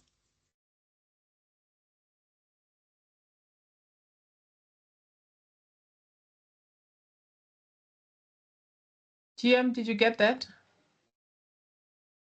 Oh, sorry, I'm muted. Yes.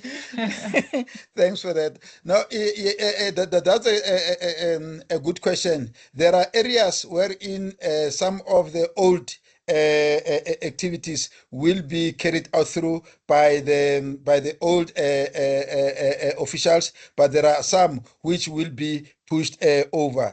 But those ones should not affect the actual delivery. But correctly so, that's something that we've been mindful of, to say what happened wherein now the officials has been busy with different entities from the past. So what do we do about those ones? So yes, there are some which we are going to hand over. Like I've explained, it differs from one to another. Like I've explained, for instance, the issue related to artisans, which is slightly different from other programs. It will be approached somewhat differently. Thank you. So GM, should Wendy then, for those previous contracts, still engage with the relevant person, and then should that particular person be the one that either resolves or also directs the stakeholder to the new person that will be dealing with that contract? Thanks. Correctly so. For now, I would advise all the stakeholders let me call them legacy programs or legacy contracts, that they still deal with them, the officials they've been dealing with. Then they will do the transitional and handover, wherein they are no more directly involved with those contracts. Thank you for clarifying. Thanks. Yeah, no, thanks, GM. Thank you, GM. Thank you, Wendy. Any other questions, colleagues? Any other comments, advice? Anything you can help us with in terms of what you're seeing out there on the ground? In terms of skills development? I think we've done a very good presentation today. There's no questions, Thuli. I think we've answered all questions. That's great. I'm happy. Yeah. All right. Thank you, Tools. I'm going to hand back over to you. Thank you. Thank you so much, Llewellyn. Stakeholders, thank you so much for being here. I mean, when we started, we were sitting at 60, and then as we progressed, we were at 95. It shows that our stakeholders are really, taking our sessions seriously, and our sessions are assisting them. But over and above, we needed us to also get to hear what the stakeholders are saying and what are their challenges. And I think we have jotted that down. And I think as a way forward, we will create a Q&A on our website in terms of possible questions and answers, especially pertaining to ACEs and also the Oqsf, so that at least if they have questions, they can get certain answers on our website as well. Something that we need to do as the QA team. And I think, yeah, it did indeed achieve what we needed to achieve. And during my opening, I did say, what is it that we want to achieve in this session? And through these engagements, we managed to achieve it. GM, you can close the session for today. Over to you, GM. Thanks, Thuli, and thanks, stakeholders. Actually, I was busy with other engagements, but I felt that I should join, although I couldn't be 100% focused into this meeting from when it starts until right now. But it really gives me a great pleasure that we've got this engagement, and we hope that they will yield positive results, particularly considering that we are on a transition from the legacy to occupational qualification. It will come obviously with its own challenges, but if we believe in what we are doing and we work as a team, it is not the question of its food BEPSITA or food BEPSITA says it is our stakeholders or the SDPs. If we provide support to each other, I think we will be able to overcome this transition. We are mindful that some of the challenges will be there, but I'm also equally confident that if we work together, we will be able to overcome this. There's quite a number of, for instance, amongst the others, which has kept on coming from SDPs as well as our the entities, is the issue of the structuring of our tranches, and also how the ASA affect the way we are contracting and so forth. So bear with us. And obviously, in terms of the reviews of our tranches, we have done it so that ultimately it does not affect our learners in particular, but at the same time ensuring that we are able to get the projects through until right at the end. So I'm grateful, like Tuli has just indicated now, that if there are any other inputs or any other advice you would like to provide to us through our teams and through maybe on our different platforms, please feel free to provide us with some thoughts in terms of how best can we transition without major challenges which we might experience. But I'm confident that with you involved, with you participating in our activities like we have done today, I'm really grateful, particularly looking at the numbers. It shows that our stakeholders are committed into skills development. And I thank you, and please be safe for today, as we know that there's a national protest which are happening, and I'm hoping that everyone, wherever you are, whether you are at work, as you will be traveling home, travel safe, and make sure that we do not put our lives into compromise as we will be traveling, because as you might see, those who are access to TVs, there's a lot of activities happening around the country. I really thank you for your participation. Thank you. Thank you, GM. Thank you, colleagues. GM. Meeting adjourned. Bye-bye. Bye-bye. Bye-bye. Thank you. Bye. Thanks, bye. Thank you. Bye. Thank you. Bye.